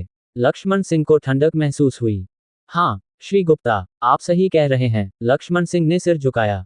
हालांकि उनकी आंखों में कोई समर्पण का संकेत नहीं था। आखिरकार वे उप जनरल मैनेजर विकास यादव के आदमी थे और विनय गुप्ता को रिपोर्ट नहीं करते थे। विनय गुप्ता ने फिर से मौजूद लोगों का सर्वेक्षण किया। तुम सभी उद्योग के विशिष्ट लोग हो, जिनके पास सालों, यहां तक कि एक दशक से ज्यादा का काम का अनुभव है। क्या ये प्रोजेक्ट वाकई इतना मुश्किल है? मुझे पता है कि तुम में से कुछ ने अफवाहें सुनी हैं, कह रहे हैं कि मेरा उप जनरल मैनेजर विकास यादव से नहीं बनती, कह रहे हैं कि चंदन बड़े दांत मेरा आदमी है और लक्ष्मण सिंह श्रीमती यादव का आदमी है। इसलिए तुम गुटों में बंट रहे हो, लापरवाही कर रहे हो और काम में देरी कर रहे हो। मैं तुम्हें बता रहा हूं, तुम ये किसी के लिए नहीं कर रहे, तुम सेंचुरी निर्माण के लिए, सूर्यवंश के लिए और इससे भी ज्यादा अपने लिए काम कर रहे हो। मैं, विनय गुप्ता, तुम सभी को गंभीरता से याद दिलाता हूं, हमारा उद्योग प्रतिभाओं की कमी नहीं रखता। विनय गुप्ता के शब्द गंभीर थे, फिर भी उनमें धमकी का एक अंतर्धारा थी। इन शब्दों में बॉसों के बीच का टकराव काफी स्पष्ट रूप से रखा गया था, जिससे चंदन बड़े दांत, लक्ष्मण सिंह और मौजूद अन्य लोग कुछ हैरान हुए। जबकि गुटबाजी और आंतरिक कलह मौजूद थी, उन्हें खुले तौर पर स्वीकार करना पूरी तरह से अलग बात थी। इसके अलावा ये स्वयं विनय गुप्ता ने कहा था। मौजूद लोग एक दूसरे को चुपके से देखने से खुद को रोक नहीं सके, प्रत्येक के अपने विचार थे। रोहन मल्होत्रा चुपचाप देख रहे थे। एक पर्यवेक्षक के रूप में विनय गुप्ता की तीखी बातें सुनते और सभी की प्रतिक्रियाएं देखते हुए उन्होंने अपने दिमाग में रिश्तों को छांटा। यह कोई साधारण प्रोजेक्ट नहीं था, शायद ये वाकई में एक बड़ी मुसीबत थी। रोहन मल्होत्रा ने मन ही मन आह भरी, विनय गुप्ता की ओर गहरी नजर डाली। क्या विनय गुप्ता को वाकई नहीं पता था कि यहाँ की स्थिति यहाँ लाने से पहले कैसी थी? और फिर भी उन्होंने रास्ते भर इस टीम की तारीफ की थी। हर कोई एक सक्षम व्यक्ति था, फिर भी एक साथ वे एक बेकार दल थे। विनय गुप्ता ने जिस विरोधाभास की बात की, वह किस ओर इशारा कर रहा था? रोहन मल्होत्रा चुपचाप देखते रहे। उसके बाद विनय गुप्ता ने अन्य चीजों के बारे में बात की, जिसमें आलोचना और प्रोत्साहन शामिल था, जो सब अप्रासंगिक था। मैं यहीं तक कहूंगा, तुम सब जानते हो क्या करना है। चंदन बड़े दांत और लक्ष्मण सिंह को छोड़कर सभी जा सकते हैं। अंत में विनय गुप्ता ने हाथ हिलाया। लोग जल्दी से सम्मेलन कक्ष से निकले, जैसे उन्हें माफी मिल गई हो। जब से विनय गुप्ता अंदर आए, डांटते और धमकाते हुए, इसमें ज्यादा समय नहीं लगा। ये श्री गुप्ता तेजी से निर्णय लेने और सक्षमता के साथ काम करते प्रतीत हुए। हालांकि इन मैनेजरों के हैरान और आश्चर्यचकित भावों को देखते हुए, क्या श्री गुप्ता का ये प्रदर्शन उनके स्वभाव के विपरीत था? रोहन मल्होत्रा को ये काफी दिलचस्प लगा। एक पल बाद कार्यालय में केवल विनय गुप्ता, चंदन बड़े दांत, लक्ष्मण सिंह और रोहन मल्होत्रा ही बचे थे। विनय गुप्ता का भाव सामान्य हो गया, शांत और स्थिर, लेकिन जब उन्होंने रोहन मल्होत्रा की ओर देखा तो उसमें स्पष्ट रूप से माफी का संकेत था, जैसे इस अप्रत्याशित मोड़ से शर्मिंदगी महसूस हो रही हो। रोहन मल्होत्रा ने हल्के से मुस्कुराया। दोनों पुरुषों के बीच भावों का सूक्ष्म आदान प्रदान चंदन बड़े दांत और लक्ष्मण सिंह की नजरों से नहीं बचा, जिसने उनके दिमाग में विचारों को हिलाकर रख दिया। मेरे पास आज दोपहर एक और बैठक है, इसलिए मैं यहाँ और समय नहीं लूंगा। विनय गुप्ता ने रोहन मल्होत्रा की ओर इशारा किया और चंदन और लक्ष्मण से कहा, ये रोहन मल्होत्रा हैं, वे कुछ समय के लिए प्रोजेक्ट के साथ रहेंगे। चंदन बड़े दांत, तुम इसका इंतजाम करो। कौन सा पद, क्या कर्तव्य? चंदन बड़े दांत ने पूछा। लक्ष्मण सिंह ने भौहें चढ़ाईं। क्या वे अपने आदमी को शामिल करने जा रहे थे? अगर यह कोई महत्वपूर्ण भूमिका थी तो वे सहमत नहीं होंगे। एक कर्मचारी। विनय गुप्ता ने रोहन मल्होत्रा की ओर देखा। बस एक कर्मचारी? चंदन बड़े दांत भी कुछ हैरान हुए। उन्होंने और लक्ष्मण सिंह ने एक ही तरह से सोचा था कि यह युवक श्री गुप्ता ने अपने लिए सहायक के रूप में नियुक्त किया था। लक्ष्मण सिंह को कमरे में रखना और जबरदस्ती इंतजाम करना, चंदन बड़े दांत का सलाह लेना केवल एक प्रदर्शन था। लेकिन बस एक कर्मचारी। लक्ष्मण सिंह भी कुछ उलझन में थे। हालांकि भले ही वह केवल एक कर्मचारी था, रोहन मल्होत्रा पर अनिवार्य रूप से विनय गुप्ता के गुट का ठप्पा था। ठीक है, मुझे अब जाना है, मुझे विदा करने की जरूरत नहीं, विनय गुप्ता ने इशारा किया, अकेले बाहर निकल गए। उन्होंने जो कहा उसके बावजूद क्या चंदन बड़े दांत और लक्ष्मण सिंह उन्हें विदा न करने का जोखिम उठा सकते थे? उन्होंने उन्हें बड़े सम्मेलन कक्ष के प्रवेश द्वार तक पहुंचाया, लेकिन विनय गुप्ता ने फिर से उन्हें रोक दिया। दोनों को केवल विनय को जाते देखना पड़ा। विनय गुप्ता त्रिवेणी चौक से बाहर निकले और जब वे अपनी गाड़ी में बैठे तब उन्होंने लोमड़ी जैसी मुस्कान दिखाई। उन्होंने आज के प्रदर्शन में काफी सोच विचार किया था। उन्होंने रिसेप्शन पर चेतना का अभिवादन करने की वजह यह थी कि वह चंदन बड़े दांत की बहन थी। वरना चंदन बड़े दांत की सतर्क स्वभाव के साथ वे अचानक बैठक बुलाकर और गुस्सा दिखाकर कैसे पकड़े जाते, ठीक उसी समय जब विनय गुप्ता अचानक पहुंच गए। दुनिया में इतने संयोग नहीं होते, बहुत ज्यादा संयोग प्रीमेडिटेशन को दर्शाते हैं। यादव, तुम्हारा अधीनस्थ बहुत ज्यादा अहंकारी है और तुम्हारे लोग भी। इस बार जब निरीक्षण दल आएगा, मैं सुनिश्चित करूंगा कि तुम सबका ध्यान आकर्षित हो, विनय गुप्ता ने गाड़ी चलाते हुए कहा। तुम्हें लगता है कि तुम इतनी आसानी से मेरी जनरल मैनेजर की कुर्सी ले सकते हो? विनय गुप्ता, उनके चेहरे पर लोमड़ी जैसी चालाक मुस्कान के साथ। अध्याय 15, मैं इस काम में अच्छा हूं। तुम्हारा नाम रोहन मल्होत्रा है ना? तुम पहले क्या काम करते थे? चंदन बड़े दांत ने रोहन मल्होत्रा की ओर मुस्कुराते हुए पूछा। ये व्यक्ति स्वयं श्री गुप्ता द्वारा भेजा गया था। इसी कारण से चंदन बड़े दांत ने उनकी उपेक्षा करने की हिम्मत नहीं की। वे पहले रोहन मल्होत्रा को एक महत्वपूर्ण पद पर रखना चाहते थे और बाद में उन्हें पदोन्नति का अवसर ढूंढना चाहते थे। लक्ष्मण सिंह चुपचाप एक तरफ खड़े थे। मैं पहले एक योजनाकार था, रोहन मल्होत्रा ने सच्चाई से जवाब दिया। योजनाकार? चंदन बड़े दांत ने सिर हिलाया। मुझे एक सहायक की जरूरत है। तुम? प्रमोशन विभाग को अभी एक योजनाकार की जरूरत है ना? रोहन मल्होत्रा, तुम प्रमोशन विभाग में जाओ, लक्ष्मण सिंह ने अचानक बोलते हुए चंदन बड़े दांत की बात काट दी। लक्ष्मण सिंह लोगों को व्यवस्थित करने में भी बहुत सतर्क थे। प्रोजेक्ट टीम की वर्तमान स्थिति उनके लिए अनुकूल थी और वे कोई अप्रत्याशित जटिलता नहीं चाहते थे। वे तभी निश्चिंत महसूस करते अगर रोहन मल्होत्रा उनकी निगरानी में होते। चंदन बड़े दांत ने भौहें चढ़ाईं। वे जानते थे कि लक्ष्मण सिंह क्या सोच रहे थे। प्रमोशन विभाग अगर कर्मचारियों की कमी हो तो किसी और को भर्ती कर सकता है, क्या हमें जरूरी है कि? श्री चंदन। लक्ष्मण सिंह हंसे। प्रमोशन विभाग ने एक दो बार नहीं, कई बार लोगों की भर्ती की मांग की है और तुमने हमेशा कहा है कि कोई उपयुक्त उम्मीदवार नहीं है और तुम बाहरी लोगों पर भरोसा भी नहीं करते। क्या रोहन मल्होत्रा का आना बिल्कुल सही नहीं है? वे तो श्री गुप्ता द्वारा पेश किए गए हैं, क्या तुम उन पर भी भरोसा नहीं करते? हमारा प्रोजेक्ट उद्घाटन से ज्यादा दूर नहीं है, अगर हम और देरी करते हैं तो ये काम की प्रगति को प्रभावित करेगा और यह अच्छा नहीं होगा। लक्ष्मण सिंह के शब्दों ने चंदन बड़े दांत को क्षण भर के लिए जवाबहीन कर दिया। रोहन मल्होत्रा, तुम कहाँ जाना चाहोगे? मेरे पास या प्रमोशन विभाग में? चंदन बड़े दांत ने रोहन मल्होत्रा की ओर मुड़कर पूछा। प्रमोशन विभाग में अपना आदमी होना बुरी बात नहीं थी, लेकिन लक्ष्मण सिंह के सुझाव को देखते हुए यह एक जाल हो सकता था। इस गड्ढे में कूदना है या नहीं? चंदन बड़े दांत ने रोहन मल्होत्रा को देखा। श्री गुप्ता द्वारा पसंद किया गया व्यक्ति निश्चित रूप से अपने विचार रखता होगा और चंदन बड़े दांत रोहन मल्होत्रा का रवैया देखना चाहते थे। ठीक है, मैं प्रमोशन विभाग में जाऊंगा, रोहन मल्होत्रा ने मुस्कुराते हुए कहा। इस स्पष्ट जवाब ने चंदन और लक्ष्मण दोनों को हैरान कर दिया। वह बहुत चुनौतीपूर्ण पद है। चंदन बड़े दांत खुद को रोक नहीं सके और याद दिलाया। मुझे चुनौतीपूर्ण काम पसंद है, रोहन मल्होत्रा ने कहा। रोहन मल्होत्रा को बेशक पता था कि चंदन बड़े दांत द्वारा व्यवस्थित पद निश्चित रूप से आरामदायक होता, जबकि लक्ष्मण सिंह द्वारा दी गई योजना का काम शायद मुश्किलों से भरा होता। लेकिन रोहन मल्होत्रा को मुश्किलें चाहिए थीं। मुश्किलें चरित्र और परिपक्वता को निखारती हैं। हालांकि रोहन मल्होत्रा जो मुश्किलें चाहते थे वे भी रणनीतिक थीं। जितना ज्यादा चुनौतीपूर्ण कार्य रक्तकमल के साथ उतना ज्यादा स्कोर। ये कुछ ऐसा था जो रोहन मल्होत्रा ने रक्तकमल के साथ पुष्टि किया था। इस यात्रा का उनका उद्देश्य अंक अर्जित करना, रैंक में आगे बढ़ना था, कर्मचारी स्तर से मैनेजर स्तर तक, यहां तक कि अध्यक्ष स्तर तक। इस सब के बारे में सोचने से रोहन मल्होत्रा का खून उबलने लगा। क्या वे मुश्किलों से डरते थे? वे तो चाहते थे कि कोई उन्हें काम में मुश्किलें दे। युवक जोश से भरा हुआ, तो चलो योजना बनाओ। लक्ष्मण सिंह, चंदन बड़े दांत को चुप देखकर जोर से हंसे और सम्मेलन कक्ष का दरवाजा खींचकर खोला। जाओ, मेरे लिए वंदना जोशी को बुलाओ। बाहर किसी ने जवाब दिया और जल्दी से बुलाने चला गया।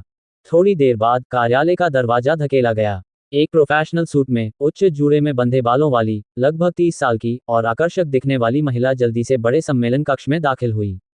वह वंदना जोशी थी, प्रमोशन विभाग की मैनेजर। श्री सिंह, श्री चंदन। वंदना जोशी ने लक्ष्मण सिंह की ओर मुस्कुराया और चंदन बड़े दांत की ओर सिर हिलाया। रोहन मल्होत्रा ने इसे स्पष्ट रूप से देखा। इस महिला ने जब लक्ष्मण सिंह की ओर मुस्कुराया तो उनकी आंखों में विशेष रूप से नर्म और चुलबुला भाव था। लक्ष्मण सिंह ने सतह पर संयमित और उदासीन दिखाई दिया। क्योंकि यह अत्यधिक जानबूझकर था, ये केवल और ज्यादा संदिग्ध लग रहा था। इन दोनों का रिश्ता सिर्फ काम का नहीं था, रोहन मल्होत्रा ने मन ही मन सोचा। ये रोहन मल्होत्रा हैं, श्री गुप्ता द्वारा लाए गए व्यक्ति जो तुम्हारे विभाग में योजना पर काम करेंगे। उनके लिए अच्छी व्यवस्था करना सुनिश्चित करो। लक्ष्मण सिंह ने वंदना जोशी से कहा। श्री विनय गुप्ता द्वारा लाया गया व्यक्ति जिसे अच्छी तरह से व्यवस्थित करने की जरूरत है। वंदना जोशी ने जानबूझकर मुस्कुराया और रोहन मल्होत्रा का मुआयना किया। मैनेजर जोशी, नमस्ते। दोनों ने एक दूसरे को साधारण अभिवादन किया। अच्छा, उसे अपने साथ ले जाओ और जितनी जल्दी हो सके काम शुरू करो, लक्ष्मण सिंह ने कहा। ये तय हो गया प्रतीत हुआ। रोहन मल्होत्रा, अगर तुम्हें योजना विभाग में कोई समस्या हो तो बेझिझक नेताओं से सलाह लो या तुम मुझे ढूंढ सकते हो, चंदन बड़े दांत ने सलाह दी और विशेष रूप से वंदना जोशी की ओर देखा। ये शब्द ज्यादा वंदना जोशी के लिए थे। मैं देख रहा हूं, तुम बेहतर होगा कि इस व्यक्ति के साथ ज्यादा न करो। यही चंदन बड़े दांत का निहित अर्थ था। वंदना जोशी ने बेपरवाह मुस्कुराया और रोहन मल्होत्रा की ओर मुड़ी। चलो, मैं तुम्हें विभाग से परिचित करवाती हूँ। बोलने के बाद उन्होंने चंदन और लक्ष्मण की ओर सिर हिलाया, बड़ा सम्मेलन कक्ष छोड़ा और रोहन मल्होत्रा उनके पीछे चले। दोनों को जाते देख चंदन बड़े दांत कुछ चिंतित थे। लक्ष्मण सिंह बेफिक्र दिखते हुए टहलते हुए चले गए। रोहन मल्होत्रा और वंदना जोशी गलियारे में चले, इधर उधर मुड़ते हुए, और कुछ देर बाद वे एक कार्यालय के दरवाजे पर पहुंचे। दरवाजे की नेम प्लेट पर लिखा था, प्रमोशन विभाग। यही जगह है, वंदना जोशी ने थोड़ी से इशारा करते हुए कहा और दरवाजा धकेल कर खोला। जब तक रोहन मल्होत्रा कमरे में नहीं घुसे तब तक उन्हें एहसास नहीं हुआ कि वंदना जोशी के अलावा विभाग में 3 अन्य लोग थे। एक नया व्यक्ति आया है, सभी लोग अपने वर्तमान कार्यों को एक पल के लिए रोक दो। वंदना जोशी ने ताली बजाई और तीनों ने उनकी ओर देखा। 2 पुरुष और 1 महिला थी। ये हमारे विभाग का नया व्यक्ति है, रोहन मल्होत्रा, श्री चंदन द्वारा उल्लिखित व्यक्ति। वंदना जोशी ने तीनों की ओर इशारा किया। विक्रम, सौरभ, यामिनी। एक योजनाकार, एक कॉपीराइटर और एक डिजाइनर, आपस में जान पहचान कर लो। रोहन के चेहरे पर मुस्कान थी। उन्होंने तीनों व्यक्तियों का मुआयना किया। विक्रम मध्यम आयु के थे, एक स्थिर मुस्कान के साथ जिसमें थोड़ी चिकनाहट थी। सौरभ रोहन मल्होत्रा से बड़े दिखाई दे रहे थे, चश्मे के साथ, सुसंस्कृत दिखाई और चेहरे पर एक नम्रता थी जिसमें थोड़ी डरपोकता थी। यामिनी रोहन मल्होत्रा से छोटी दिख रही थी, साधारण दिखने वाली लड़की थी लेकिन उसमें एक विशेष जोश था और जब वह मुस्कुराई तो उसके गालों पर प्यारे डिंपल दिखाई दिए। समूह ने अभिवादन का आदान प्रदान किया। विक्रम और सौरभ की मुस्कान में दूरी थी, लेकिन यामिनी की नज़र रोहन मल्होत्रा पर चमकदार थी। हालांकि यह पहली नज़र में प्यार नहीं था, लेकिन युवती स्पष्ट रूप से प्रभावित थी। रोहन मल्होत्रा वास्तव में बहुत उत्साही थे, विशेष रूप से भविष्य का अध्यक्ष का लेबल मिलने के बाद उनकी पूरी हाव भाव में एक अद्वितीय आत्मविश्वास था, एक बहुत प्रभावशाली आभा। रोहन मल्होत्रा, वहां वह जगह ले लो। वंदना ने जगह की ओर इशारा किया, फिर अपने डेस्क से दस्तावेजों का एक मोटा ढेर उठाया और उसे सौंप दिया।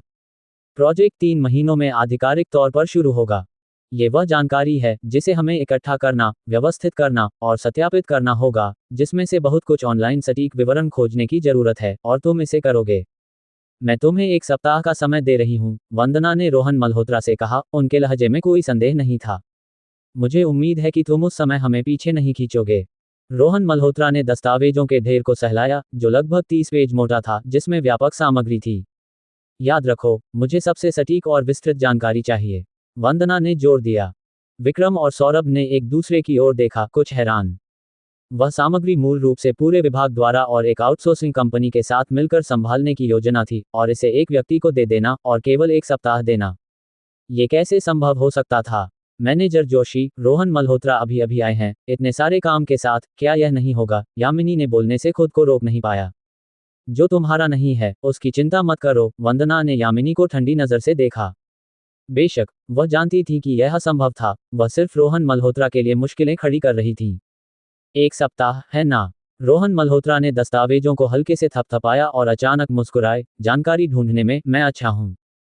अध्याय 16, बोनस। वंदना जोशी को उम्मीद नहीं थी कि रोहन मल्होत्रा इतनी आसानी से सहमत हो जाएगा, बिना किसी डर या असंतोष के संकेत के।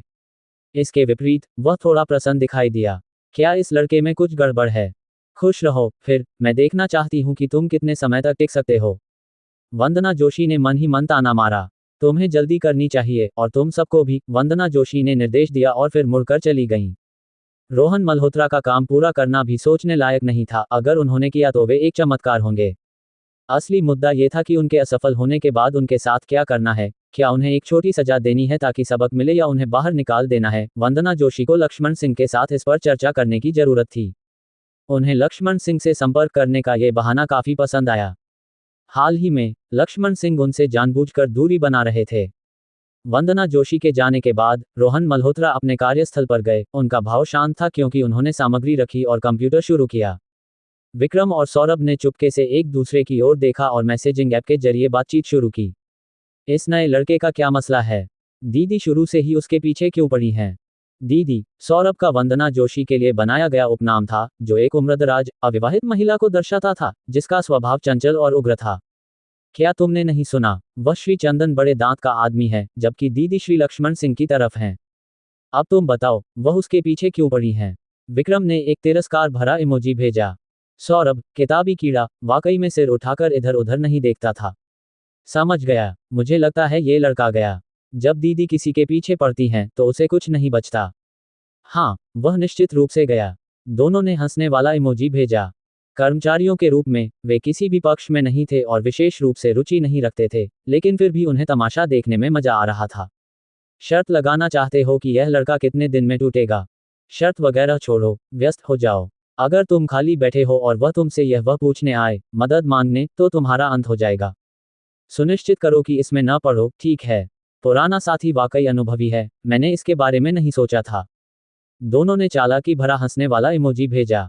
यामिनी ने चुपके से रोहन मल्होत्रा की ओर देखा।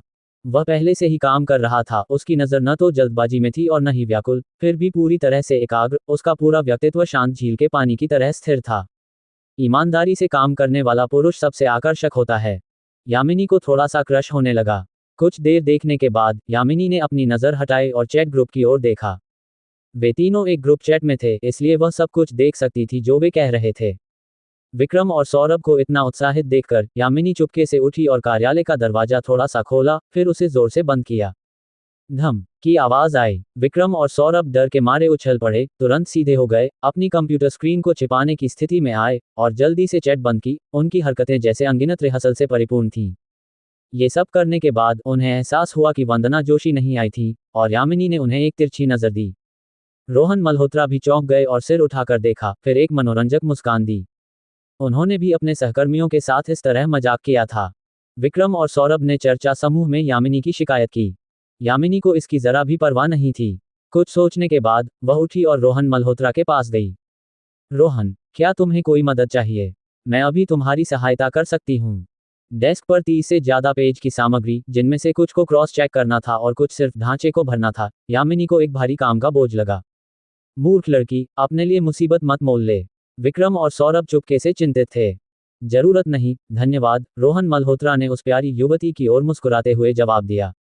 लेकिन इतना सारा है, यामिनी ने भौहें चढ़ाईं। वाकई, कोई समस्या नहीं है, रोहन मल्होत्रा हंसे। गर्म और आत्मविश्वास भरा, जैसे धूप। यामिनी का दिल धड़का। रोहन मल्होत्रा की चमकदार आंखें दीपकों की तरह थीं, जो किसी भी अंधेरे में डूबने वाली नहीं थीं। कोई भी कठिनाई उन्हें हरा नहीं सकती थी। अगर तुम्हें मदद चाहिए तो हमें बुला लेना, यामिनी ने आंखों में मुस्कान के साथ कहा, अपने कार्यस्थल पर वापस लौट गई। हमें बुला लेना। विक्रम और सौरभ को दुख हुआ। इसका उनसे क्या लेना देना था? रोहन मल्होत्रा मुस्कुराए और अपने हाथ से सामग्री को पलटा। एशिया प्रशांत शॉपिंग सेंटर का विकास इतिहास और कम से कम 3 क्लासिक मामले। घरेलू और अंतर्राष्ट्रीय प्रसिद्ध विशेषज्ञों और विद्वानों द्वारा समान परियोजनाओं का आकलन, कम से कम 5 लोग। प्रथम श्रेणी के शहरों में शॉपिंग सेंटरों की वार्षिक और त्रैमासिक व्यापारिक रिपोर्ट, प्रमुख शॉपिंग सेंटरों के उद्घाटन समारोहों का अवलोकन। ये आइटम कई थे और सामग्री जटिल थी, जिसमें संभावित रूप से उपयोगी सभी जानकारी को सूचीबद्ध किया गया था। फायदा ये था कि बाद में इसे आसानी से उपयोग किया जा सकता था और प्रोजेक्ट विवरण के साथ इसे सॉफ्ट लेख, ब्रोशर, वीडियो और विभिन्न अन्य प्रचार सामग्री में बदला जा सकता था। उन्हें आश्चर्य हुआ कि इस काम करने का तरीका किसने सोचा था। रोहन मल्होत्रा ने सामग्री का पहला पेज उठाया और अपने दिमाग में रक्तकमल के साथ संवाद किया। रक्तकमल, इन सामग्रियों को खोजो, मुझे उनकी सामग्री और वेबसाइटों के स्रोत लिंक बताओ। ठीक है मालिक, रक्तकमल की आवाज़ स्पष्ट और मधुर थी। उसके बाद रोहन मल्होत्रा ने कागज की ओर नहीं देखा, बल्कि अपनी आंखें स्क्रीन पर रखीं, उनकी उंगलियां फुर्ती से कीबोर्ड पर नाचने लगीं। सारी जानकारी उनके दिमाग में थी। रोहन मल्होत्रा की उंगलियां उनके विचारों के साथ चलती थीं, लगभग बिना सोचे समझे टाइप करते हुए। जब भी उन्हें डेटा या विस्तृत पाठ की जरूरत पड़ती, वे स्रोत लिंक डालते और जल्दी से उद्धृत करते, और जब टाइप करने की जरूरत होती तो वे 1 सेकंड के लिए भी नहीं रुकते। कीबोर्ड की खटखट की आवाज़ जैसे मोती जैद की थाली पर गिर रहे हों, जैसे उंगलियां बैले नृत्य कर रही हों। बेहद संक्षिप्त क्षणों को छोड़कर जब माउस की जरूरत थी, आवाज़ आनंददायक रूप से तेज थी और इसमें एक सहज, सौंदर्यपूर्ण गुणवत्ता थी। इस क्षण में रोहन मल्होत्रा एक हाई स्पीड कंप्यूटर की तरह काम कर रहे थे। विक्रम, सौरभ और यामिनी उनके प्रदर्शन की ओर आकर्षित हुए और कुछ देर तक देखते रहे। इतनी तेज टाइपिंग स्पीड। सौरभ ने चर्चा समूह में एक हैरान इमोजी पोस्ट किया। युवा लोग तेज टाइपिंग से डर जाते हैं। टाइपिंग स्पीड एक बात है, लेकिन ये भी मायने रखता है कि तुम क्या कर रहे हो। तुम भी शिकायत करते समय काफी तेज टाइप करते हो। विक्रम ने एक तिरस्कार भरा इमोजी भेजा। क्या तुम्हें लगता है कि नया लड़का अभी किसी से शिकायत कर रहा है? हाय, कोई उसकी स्क्रीन पर झांकना चाहता है। विक्रम ने जारी रखा। किसी की स्क्रीन पर झांकना? बेशर्म। यामिनी ने एक नाराज इमोजी भेजा। मैं तो बस कह रहा था, विक्रम ने जल्दी से स्पष्टीकरण दिया। मैं देखूंगी, यामिनी ने कहा। विक्रम और सौरभ के माथे पर काली रेखाएं थीं। यामिनी ने चुपके से अपने शरीर को मोड़ा, अपनी गर्दन बढ़ाई और जल्दी से एक नजर डाली। तब रोहन मल्होत्रा हिले, जिससे यामिनी डर गई, जो जल्दी से वापस मुड़ गई। रोहन मल्होत्रा ने केवल सामग्री का पहला पेज हल्के से एक तरफ रखा था। वह खत्म हो गया। कितना समय हुआ था? 30 मिनट। यामिनी स्तब्ध रह गई। विक्रम और सौरभ की आंखें आश्चर्य से भरी थीं। रोहन मल्होत्रा भी कुछ हैरान थे, उन्हें उपलब्धि का एहसास हुआ। रक्तकमल की मदद के बिना, केवल इस एक पेज के लिए उन्हें कई वेबसाइटों पर जानकारी खोजनी पड़ती, इकट्ठा करना और व्यवस्थित करना पड़ता, समझना और छांटना पड़ता। ये सुनने में आसान लगता था, लेकिन कम से कम आधे दिन के बिना इसे पूरा नहीं किया जा सकता था। और अब, इसमें केवल 30 मिनट लगे। उनकी एकमात्र अनुभूति ये थी कि उनकी उंगलियां थोड़ी थक गई थीं। ये वाकई में एक चुनौतीपूर्ण काम था। रोहन मल्होत्रा ने अपनी उंगलियां मलीं। उन 20 मिनटों में उन्होंने कम से कम 5000 शब्द टाइप किए थे। ये टाइपिंग स्पीड शायद रिकॉर्ड नहीं तोड़ती, लेकिन औसत व्यक्ति के लिए ये पहले से ही बेहद डरावनी मानी जाती थी। कार्यपूर्णता। सामग्री संग्रह का एक पेज 1 अंक जोड़ता है। वर्तमान कुल अंक 6 हैं। मैनेजर स्तर तक पदोन्नति के लिए 99 अंक दूर हैं। रक्तकमल की आवाज़ ने उनकी इच्छा पूरी की। रोहन मल्होत्रा के मुंह के कोने पर एक मुस्कान आ गई। यही वह चाहते थे। प्रति पेज 1 अंक। उनके सामने लगभग 30 पेज थे, यानी 30 अंक। इन्हें खत्म करने के बाद वह मैनेजर स्तर की ओर 2/3 रास्ता तय कर लेंगे। लगता है यहां आना सही फैसला था। रोहन मल्होत्रा के होंठ मुड़े और उन्हें शरीर और मन में हल्कापन महसूस हुआ। अध्याय 17। चंदन बड़े दांत का हिसाब। काम खत्म होने का समय होने वाला था जब वंदना जोशी आखिरकार लौटी। सब लोग पहले से ही अपनी चीजें समेट रहे थे, दिन के लिए जाने की तैयारी में। वंदना जोशी ने देखा कि रोहन मल्होत्रा कुछ सामग्री को एक दस्तावेज बैग में भर रहे थे ताकि अपने साथ ले जा सकें। लग रहा था कि वह उस रात ओवरटाइम करने की योजना बना रहे थे। इतनी सारी चीजों के साथ, भले ही तुम हर दिन रात भर जाग कर काम करो, तुम्हारे लिए अकेले एक हफ्ते में इसे खत्म करना बिल्कुल असंभव होगा। देखते हैं तुम कब तक टिक सकते हो। वंदना जोशी के मुंह के कोनों पर एक हल्की तिरस्कार भरी मुस्कान उभरी। सबको नमस्ते कहने के बाद रोहन मल्होत्रा अकेले चले गए, जल्दबाजी में दिखाई दे रहे थे। वह वाकई बेचारा है। विक्रम और सौरभ चुपके से आह भरते हुए बोले। यामिनी की आंखें गहरी सहानुभूति से भरी थीं। उनके सोच के विपरीत उस क्षण रोहन मल्होत्रा पूरी तरह से उत्साहित थे। जब से उन्होंने यहाँ काम शुरू किया था केवल 3 घंटे बीते थे और वे पहले से ही 6 अंक कमा चुके थे। अब कुल 11 अंकों के साथ उन्होंने मैनेजर स्तर तक पदोन्नति के लिए जरूरी प्रगति का 10वां हिस्सा हासिल कर लिया था। इस गति से मैनेजर स्तर तक उनकी पदोन्नति बस कोने के आसपास लग रही थी। मैनेजर स्तर पर पहुंचने के बाद उनके पास और अधिक शक्तिशाली एआई सहायता और भारी मात्रा में उपलब्ध धन होगा। यह एहसास बस बहुत शानदार था। रोहन मल्होत्रा को बस पर्याप्त नहीं लग रहा था। ये पहली बार था जब उन्होंने काम के लिए इतनी तीव्र इच्छा महसूस की थी। और काम चाहिए। ये 30 पेज की सामग्री वे बस बहुत कम थी। अगले दिन रोहन मल्होत्रा जल्दी ऑफिस पहुंचे और पूरे दिन के लिए जम गए। संक्षिप्त विश्रामों को छोड़कर उनकी टाइपिंग की खट खट की आवाज कभी नहीं रुकी। ये पहली बार था जब वंदना जोशी ने किसी को कीबोर्ड को इस गति से पियानो की तरह बजाते देखा था और यह उनके लिए काफी झटका था। लेकिन सिर्फ तेज टाइपिंग से तुम्हें लगता है कि तुम सारा काम खत्म कर सकते हो। सपने देखो, वंदना जोशी ने मन ही मन ताना मारा। वंदना जोशी ने रोहन मल्होत्रा पर केवल हल्का ध्यान दिया और फिर आगे बढ़ गईं, उन पर और विचार बर्बाद करने को तैयार नहीं थी। एक तरफ यह एक असंभव कार्य था और दूसरी तरफ उनके पास अपना व्यस्त शेड्यूल था जिसका ध्यान रखना था। चंदन बड़े दांत लगातार बैठकें आयोजित करते रहे और वंदना जोशी अपने विभाग में वापस आने की संख्या एक हाथ की उंगलियों पर गिनी जा सकती थी। वंदना जोशी सुपरवाइजर के न होने से पूरे ऑफिस का माहौल बदल गया, अधिक आरामदायक और सहज लगने लगा। विक्रम और सौरभ ने चर्चा समूह में अपनी व्यापक बातचीत जारी रखी। धीरे धीरे रोहन मल्होत्रा का कम मजाक उड़ाया और उनकी सहानुभूति बढ़ने लगी। आखिरकार वे सभी कर्मचारी थे जिनमें एक अंतर्निहित वर्ग एकजुटता थी और वे यामिनी, न्याय की वीरांगना की निगरानी में भी थे। हालांकि विक्रम और सौरभ ने मनोरंजन के लिए रोहन मल्होत्रा की मुश्किलों का मजाक नहीं उड़ाया, फिर भी उन्होंने दूरी बनाए रखी, उनके पास नहीं गए। यामिनी हालांकि अलग थी। उस दोपहर उसने पहल करके रोहन मल्होत्रा के लिए एक कप कॉफी डाली। भैया रोहन, थोड़ा ब्रेक लो। इस तरह काम करने से तुम आसानी से थक जाओगे, युवती ने चिंता से भरे चेहरे के साथ कहा। मैं ठीक हूँ। वाकई अच्छा, रोहन मल्होत्रा ने कॉफी लेते हुए हंसे, उसका शुक्रिया अदा करते हुए मुस्कुराए। क्या तुम पीपीटी पर काम कर रहे हो? यामिनी ने अचानक रोहन मल्होत्रा की कंप्यूटर स्क्रीन देखी और कुछ आश्चर्य के साथ बोली। आमतौर पर इस आकार के प्रोजेक्ट के लिए ज्यादातर लोग पहले मूल सामग्री इकट्ठा करते और सारांशित करते, फिर कम उपयोगी जानकारी को छांटकर केवल सबसे उपयोगी को रखते, फिर विस्तृत काम करते, इसे टेक्स्ट या पीपीटी में बदलकर अपने नेताओं के लिए। लेकिन अब रोहन मल्होत्रा वास्तव में एक पीपीटी पर काम कर रहे थे। क्या वह थोड़ा व्यवस्थित करके फिर इसे संकलित करने वाले थे? इसमें तो हमेशा के लिए समय लगेगा। यामिनी थोड़ी चिंतित हो गई। भैया रोहन, अभी इस अंतिम चरण के कार्य पर काम मत करो, पहले सामग्री ढूंढने पर ध्यान दो। अगर तुम थोड़ा संभालते हो और साथ साथ संकलित करते हो तो तुम कभी भी कार्य पूरा नहीं कर पाओगे। कम से कम पहले इसका ज्यादातर हिस्सा इकट्ठा करो, उन्हें सामग्री का एक मोटा विचार दे दो, कम से कम। फिर श्रीमती जोशी को एक स्पष्टीकरण दो। इसके अलावा उन्हें तुमसे सारा काम क्यों करवाना चाहिए? यामिनी बोलते बोलते काफी नाराज हो गई। ये युवती बिल्कुल काव्या वर्मा जैसी है, हमेशा अन्याय के खिलाफ आवाज उठाने को तैयार। उसे प्राचीन काल में रख दो और वह एक वीरांगना होती।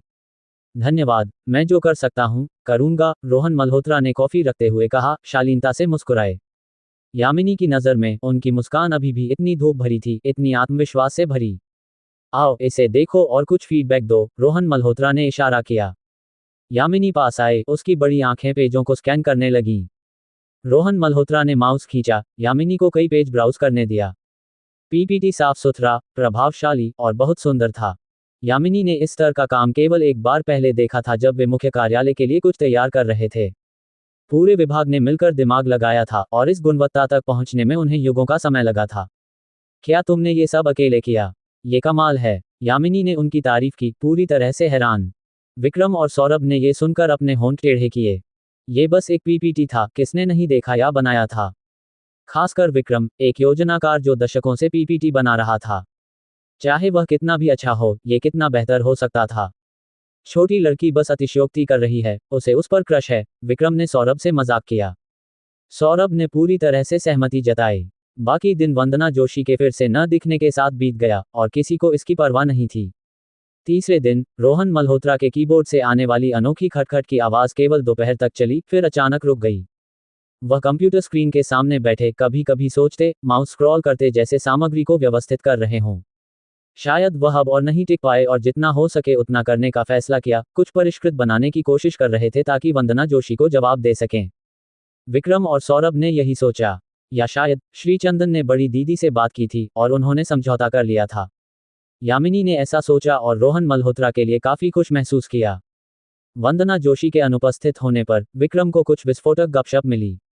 सभी प्रोजेक्ट मैनेजर अब घबराहट की स्थिति में थे, बैठकों में होने के साथ व्यस्त। कैसी बैठक? आलोचना बैठक। विक्रम और सौरभ ने आपस में फुसफुसाया और रोहन मल्होत्रा ने भी उनकी कुछ बातचीत सुन ली।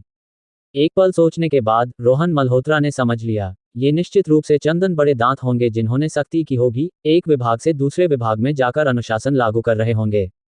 और वाकई ज्यादा देर नहीं हुई जब विक्रम को और विस्तृत जानकारी मिली जो रोहन मल्होत्रा के अनुमान से मेल खाती थी। पिछले 2 दिनों में प्रत्येक विभाग को एक बैठक में छांटा गया था। जो अपने कार्य पूरे नहीं कर पाए या अच्छा प्रदर्शन नहीं किया, उन्हें ये बताना था कि क्यों, अपनी कठिनाइयों पर चर्चा करनी थी और समाधान निकालना था। अगर कोई समाधान नहीं मिला तो बैठक सभी के साथ जारी रहती थी जब तक कि कोई व्यवहार्य योजना प्रस्तावित नहीं करता। ये पूरी तरह से एक थकाऊ बैठक बमबारी का रूप था। वे मैनेजर जो जानबूझकर काम में देरी करते थे चुपके से पीड़ित थे। एक के बाद एक विभाग पर कब्जा किया जा रहा था, फिर ओवरटाइम काम और गड़बड़ी को सुलझाने का समय आया। जल्द ही प्रमोशन विभाग की बारी आती। विक्रम और सौरभ जितना बात करते उतने ही बेचैन हो जाते, बेचैनी और आशंका से भरे हुए।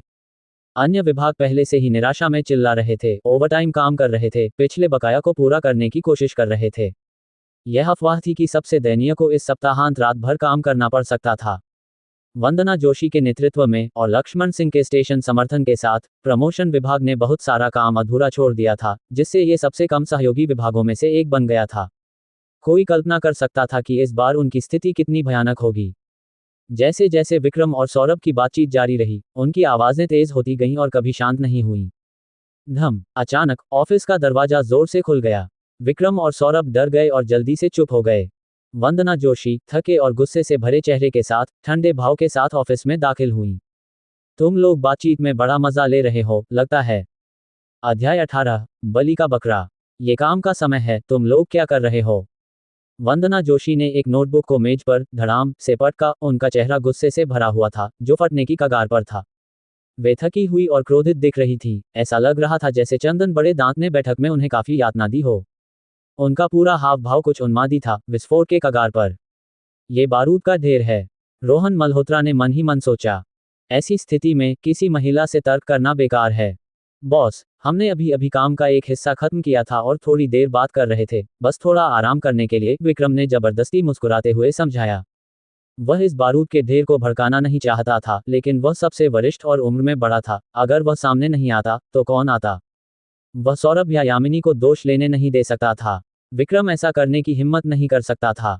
इसके अलावा वह खुद को काफी पसंद करने योग्य मानता था। वंदना जोशी को इस छोटी सी बात के लिए उसे कुछ ढील देनी चाहिए थी।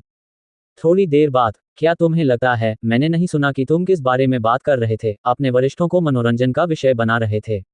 वंदना जोशी की कठोर नजर विक्रम की ओर मुड़ी। उन्होंने तिरस्कार करते हुए कहा, क्या तुम वाकई सोचते हो कि सिर्फ इसलिए कि तुम सबसे वरिष्ठ हो, तुम बिना किसी रोक टोक के व्यवहार कर सकते हो? मैं तुम्हें बता दूं, तुम्हें वह विशेषाधिकार नहीं है। दशकों तक वरिष्ठ योजनाकार रहने के बाद भी तुम अभी भी बस एक कर्मचारी हो। अपनी उम्र के कारण घमंड मत करो। अगर तुम अब यहाँ काम नहीं करना चाहते तो मैं श्री सिंह को तुम्हारा इस्तीफा दे सकती हूँ। वंदना जोशी ने गुस्से में जहरीले ढंग से बात की। विक्रम की मुस्कान उनके चेहरे पर जम गई। वह वंदना जोशी से 5 या 6 साल बड़ा था और सेंचुरी निर्माण में कई सालों से था, फिर भी उसे अपमानित होने तक डांटा गया। विक्रम चुप हो गया। मैनेजर, विक्रम के बारे में इस तरह बात करना ठीक नहीं है, सौरभ ने डरपोक और धीमी आवाज में कहा। वह हर मामले में ठीक था, बस थोड़ा कायर। विक्रम अक्सर उसकी मदद करता था, और अगर कोई और, या यहाँ तक कि वह खुद, डांटा जाता तो शायद वह आमने सामने विरोध करने की हिम्मत नहीं करता। तुम्हारी बोलने की जगह है। विक्रम की तुलना में वंदना जोशी अधीर थी, जिसमें तिरस्कार की झलक थी। उन्होंने सौरभ को डांटने की भी जहमत नहीं उठाई। सौरभ ने असहजता से लार ली और चुप हो गया। श्रीमती जोशी, आपका ऐसा कहना गलत है। यामिनी खुद को रोक नहीं पाए। तुम और क्या कहना चाहती हो? वंदना जोशी ने तीखेपन से चिल्लाया। यामिनी की बातों को सीधे काट दिया। वंदना जोशी अपनी वर्तमान स्थिति में हर किसी से नफरत करती थी और कुछ भी कहने की हिम्मत रखती थी। अगर उस क्षण चंदन बड़े दांत वहां आते तो वह उनके साथ भी भिड़ जाती। विक्रम चुप रहा, सौरभ डरपोक था और यामिनी खामोशी से नाराज थी। खामोशी के बोझ तले हवा भी जम सी गई। ऑफिस का माहौल दबाव से भारी हो गया। लगभग 1 मिनट बीता। श्रीमती जोशी, रोहन मल्होत्रा खड़े हुए, असहज खामोशी को तोड़ते हुए। वंदना जोशी ने ठंडी नजरों से उनकी ओर देखा। रोहन मल्होत्रा उनकी नजरों से अविचलित, शांति से बोले, मैंने यहाँ अपने कार्य लगभग पूरे कर लिए हैं। अगले चरण के लिए हमें क्या करना है? रोहन मल्होत्रा ने बहुत चतुराई से बात की। जो कोई भी आवेग में कार्य करता है, वह बाद में कमोबेश पछताता है, और वंदना जोशी कोई अपवाद नहीं थी। गुस्सा निकालने के बाद उन्हें एहसास हुआ कि वह बहुत कठोर हो गई थी। रोहन मल्होत्रा ने उनके भाव देखे और काम से संबंधित विषयों के साथ माहौल को हल्का किया। हम शब्द का उपयोग करके विक्रम और बाकियों को शामिल किया, जिससे सभी को एक रास्ता मिल गया। संवेदनशीलता से बचते हुए खामोशी को तोड़ा। विक्रम और बाकियों ने रोहन मल्होत्रा की ओर देखा।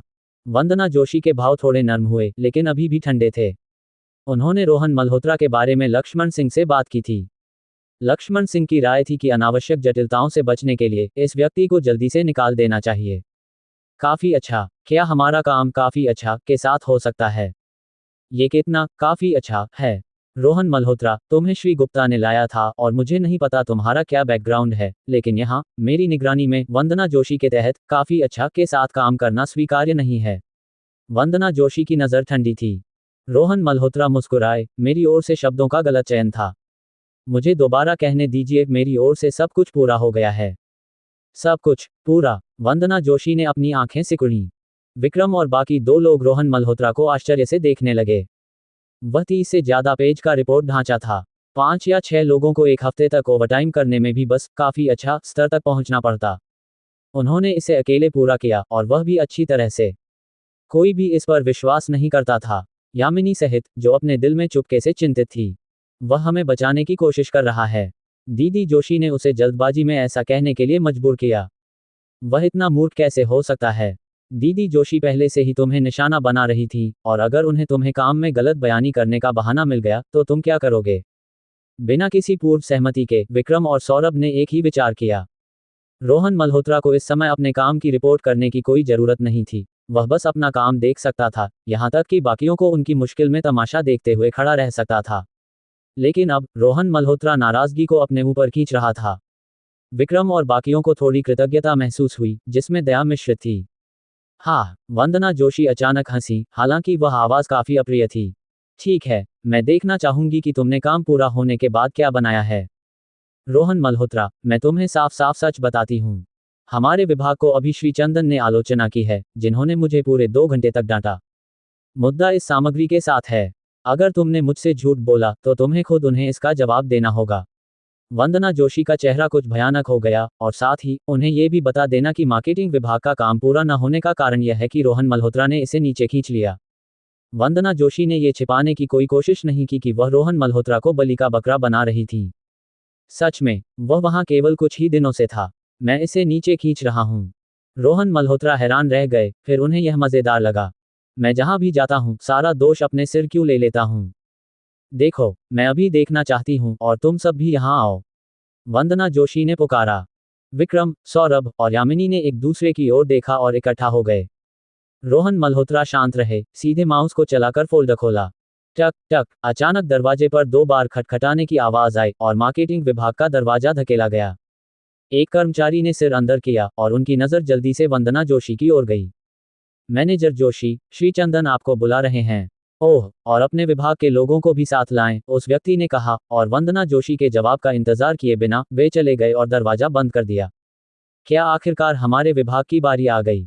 वंदना जोशी ने बुदबुदाया। विभिन्न विभागों के कर्मचारियों के साथ नेतृत्व टीम की बैठक। पिछले कुछ दिनों में बैठकें इसी तरह आयोजित की गई थी, और कोई भी इसे बच नहीं सकता था। वंदना जोशी शुरू में बैठक के बीच में 2 मिनट के संक्षिप्त ब्रेक के दौरान जल्दबाजी में ऑफिस लौटी थी। अचानक बुलावा आ गया। अन्य विभागों को एक एक करके पीछे हटे देखने के बाद वंदना जोशी जानती थी कि इस बार उन्हें भी तूफान का सामना करना पड़ेगा। हालांकि मैं दूसरों जैसी नहीं हूं। वंदना जोशी ने रोहन मल्होत्रा की ओर देखा, उनके मुंह पर एक ठंडी मुस्कान उभरी। मेरे पास एक तुरुप का पता है। मैं इस लड़के को बलि का बकरा बनाऊंगी, चंदन बड़े दांत पर सार्वजनिक रूप से दबाव डालूंगी, और उसे बाहर निकाल दूंगी।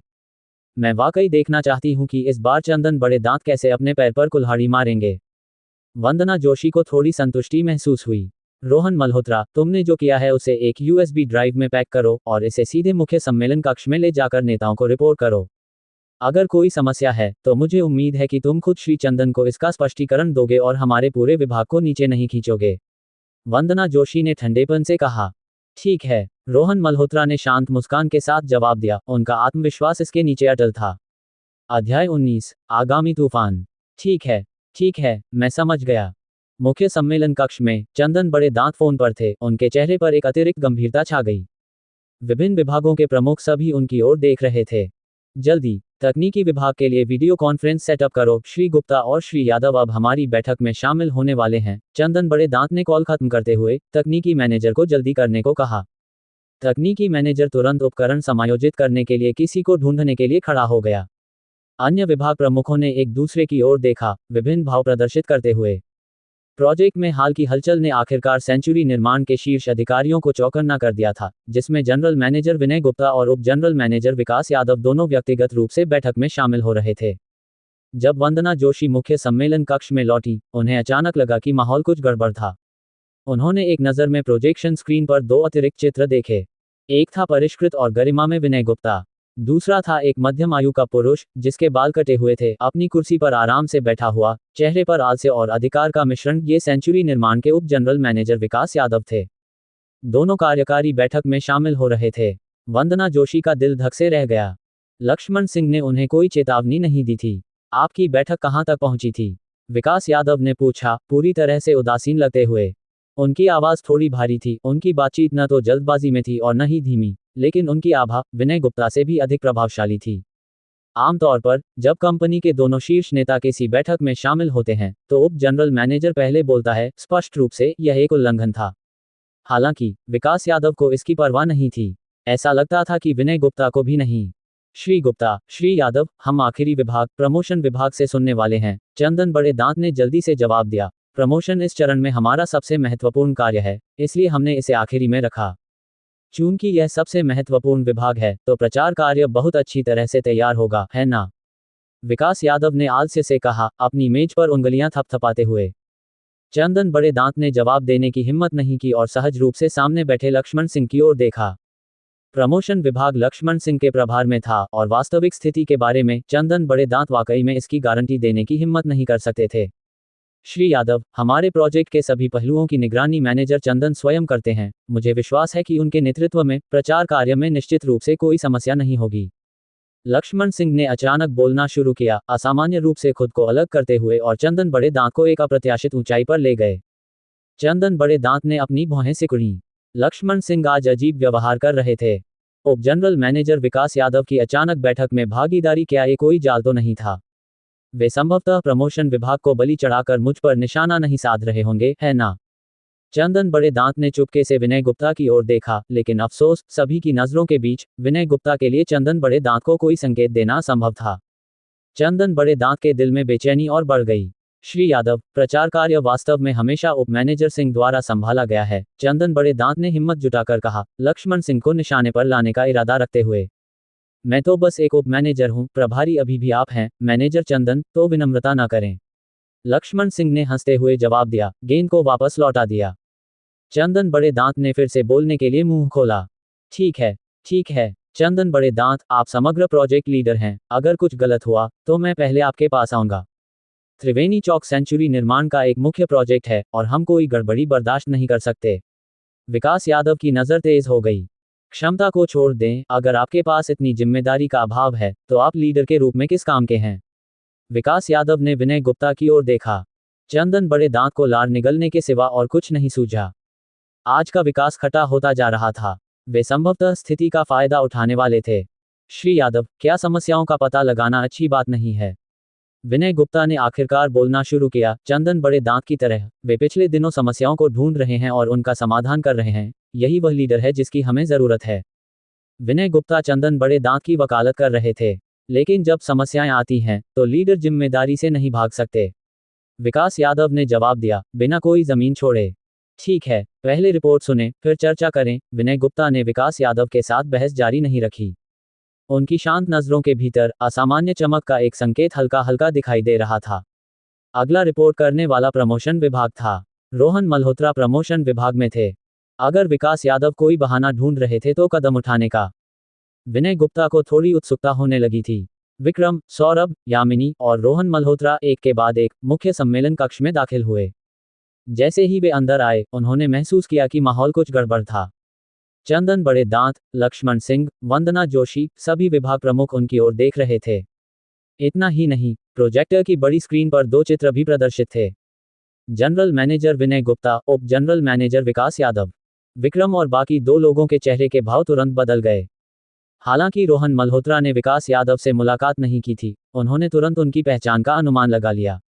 हमारे दोनों लीडर व्यस्त हैं और समय की कमी है, चलो शुरू करें, चंदन बड़े दांत ने रूखेपन से कहा।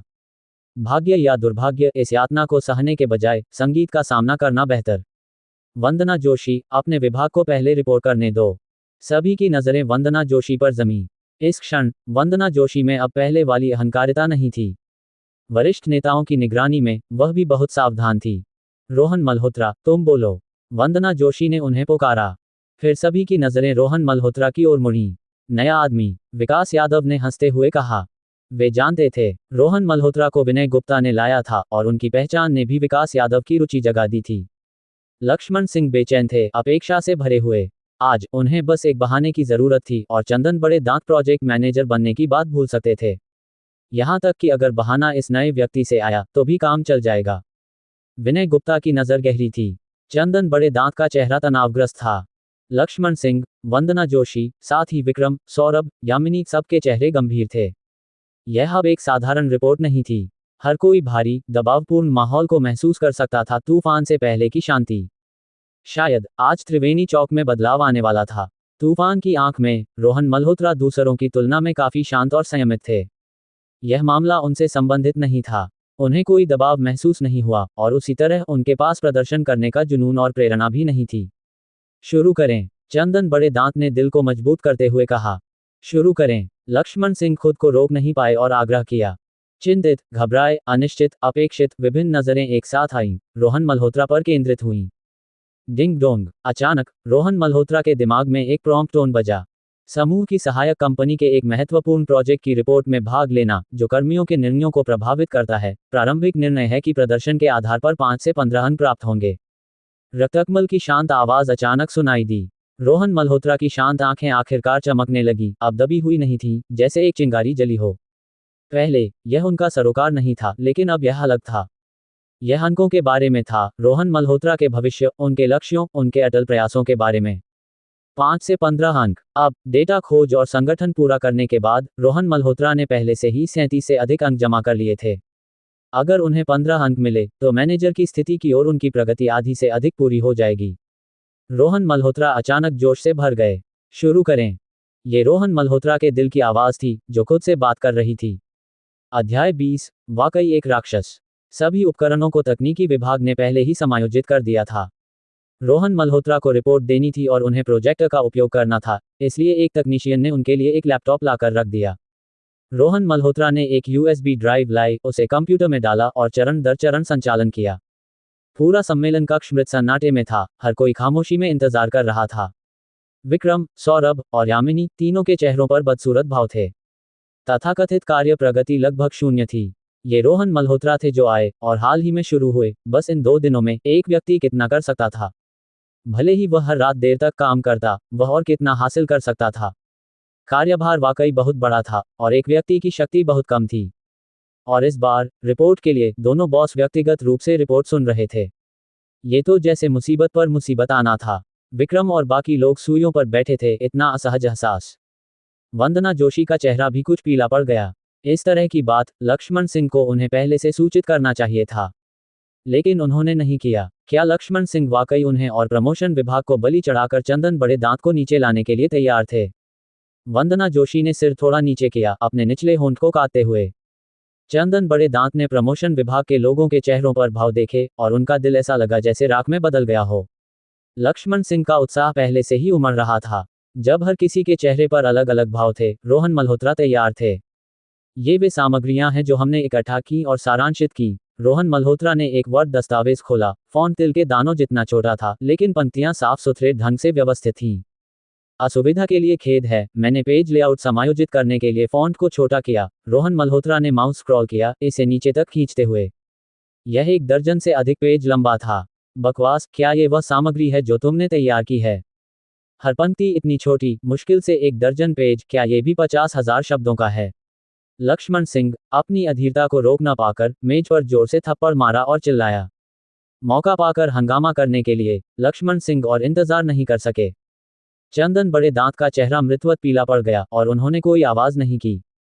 बेशक, ये 50,000 शब्दों का नहीं है, ये सिर्फ 30,000 से थोड़ा अधिक शब्दों का है। रोहन मल्होत्रा ने लक्ष्मण सिंह की ओर देखा। केवल 30,000 शब्द? क्या प्रमोशन विभाग मजाक कर रहा है? बिल्कुल, ये तो बहुत कम है। विभिन्न विभागों के मैनेजरों ने तुरंत चर्चा शुरू कर दी। इतना कम कैसे हो सकता है? विकास यादव का चेहरा काला पड़ गया। ये सामग्री की तालिका है, रोहन मल्होत्रा ने सपाट स्वर में जवाब दिया।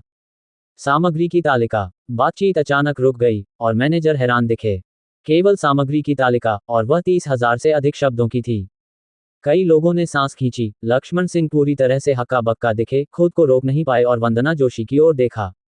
वंदना जोशी भी हैरान थीं। ये सामग्री की तालिका कहाँ से आई? जैसे ही रोहन मल्होत्रा ने फॉन्ट को बड़ा किया, हर कोई इसे स्पष्ट रूप से देख सकता था। लेआउट साफ सुथरा था, प्रविष्टियां स्पष्ट थीं, क्रमांकन स्पष्ट था। ये वाकई एक सामग्री की तालिका थी। हालांकि, अगर केवल सामग्री की तालिका इतनी विस्तृत थी, तो सामग्री तो।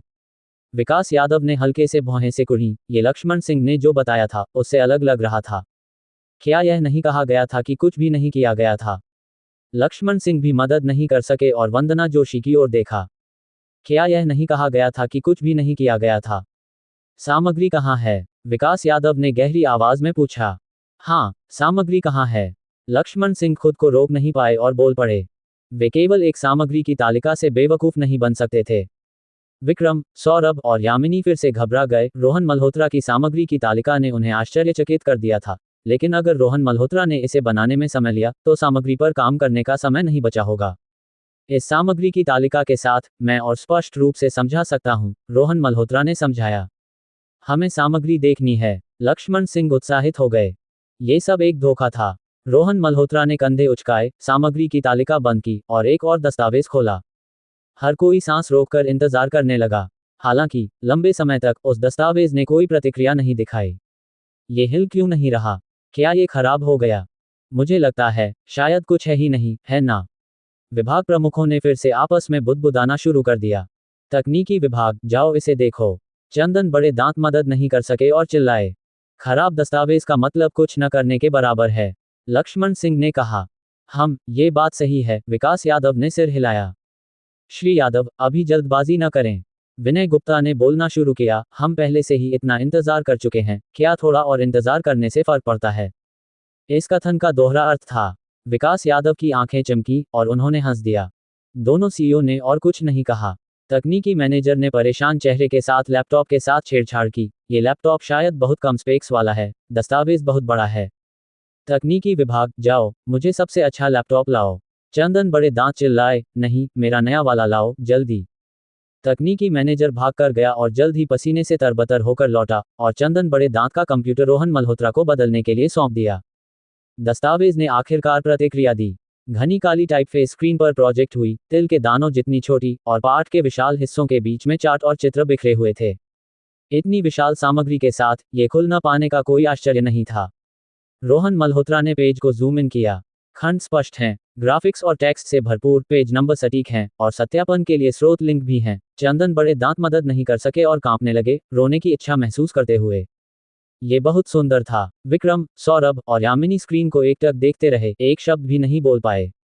वंदना जोशी की आंखें अविश्वास से भरी थीं। अगर उन्हें ढांचा और रूपरेखा स्पष्ट रूप से याद न होती, तो वे सोचती कि रोहन मल्होत्रा ने कई किताबों से सामग्री कॉपी करके इसे बड़ा चढ़ाकर पेश किया। 3 दिन, उन्होंने केवल 3 दिन बिताए, वह भी अकेले। क्या ये संभव था? क्या वह अभी भी इंसान था? एक राक्षस? वंदना जोशी कांपने लगी। ये संभव नहीं था कि यह एक व्यक्ति का काम हो, उनके पीछे निश्चित रूप से एक पूरी टीम रही होगी। वंदना जोशी को यकीन हो गया। ये निश्चित रूप से विनय गुप्ता ने पर्दे के पीछे कई लोगों की एक टीम इकट्ठा की होगी। मैं अब इन सामग्रियों का संक्षेप में 16 अंक दूंगा, जो 5 मुख्य श्रेणियों और 13 उपश्रेणियों में विभाजित हैं: टेक्स्ट, डेटा, चार्ट, चित्र और ऑडियो। ऑडियो यहाँ नहीं है। 13 उपश्रेणियां हैं। रोहन मल्होत्रा ने लेजर पेन से प्रोजेक्शन पर इशारा करते हुए धारा प्रवाह और बिना जल्दबाजी के बोला। उनकी आवाज स्पष्ट थी, उनकी उच्चारण सटीक थी, और वे न तो बहुत तेज बोल रहे थे और न ही बहुत धीमे। पूरा 1 घंटा सम्मेलन कक्ष कब्रिस्तान की तरह शांत था। रोहन मल्होत्रा ने समाप्त किया। क्या किसी लीडर के पास सवाल हैं? आप मुझसे पूछ सकते हैं, उन्होंने कहा। कोई नहीं बोला। केवल इस सामग्री को सुनना ही हर किसी को चक्कर देने के लिए काफी था, सवाल पूछना तो दूर की बात। रोहन मल्होत्रा ने हर किसी को अफसोस के साथ देखा। अगर किसी ने सवाल पूछा होता तो शायद उन्हें और अधिक अंक मिलते। वाकई कोई सवाल नहीं। आप लीडर्स ने मुझसे ज्यादा समय तक प्रोजेक्ट्स पर काम किया है। रोहन मल्होत्रा ने प्रोत्साहन के साथ अपनी आंखों से इधर उधर देखा। विभिन्न विभाग प्रमुखों ने तुरंत नीचे देख लिया। मार्केटिंग विभाग ने सामग्री को इकट्ठा करने और व्यवस्थित करने में कितना भयानक प्रयास किया होगा। विभाग प्रमुख मदद नहीं कर सके और चुपके से वंदना जोशी की ओर देखा। क्या हो रहा था? लक्ष्मण सिंह की आंखें व्यावहारिक रूप से आग उगल रही थीं। वंदना जोशी को रोने का मन था लेकिन आंसू नहीं थे। दूसरी ओर विनय गुप्ता की आंखें उत्साह से चमक रही थीं। रोहन मल्होत्रा, शुरुआत में उन्हें इस युवा ऑडिटर की क्षमताओं की परवाह नहीं थी, केवल उनके बैकग्राउंड की। हालांकि अब रोहन मल्होत्रा के प्रदर्शन ने उन्हें गहरे तक झकझोर दिया।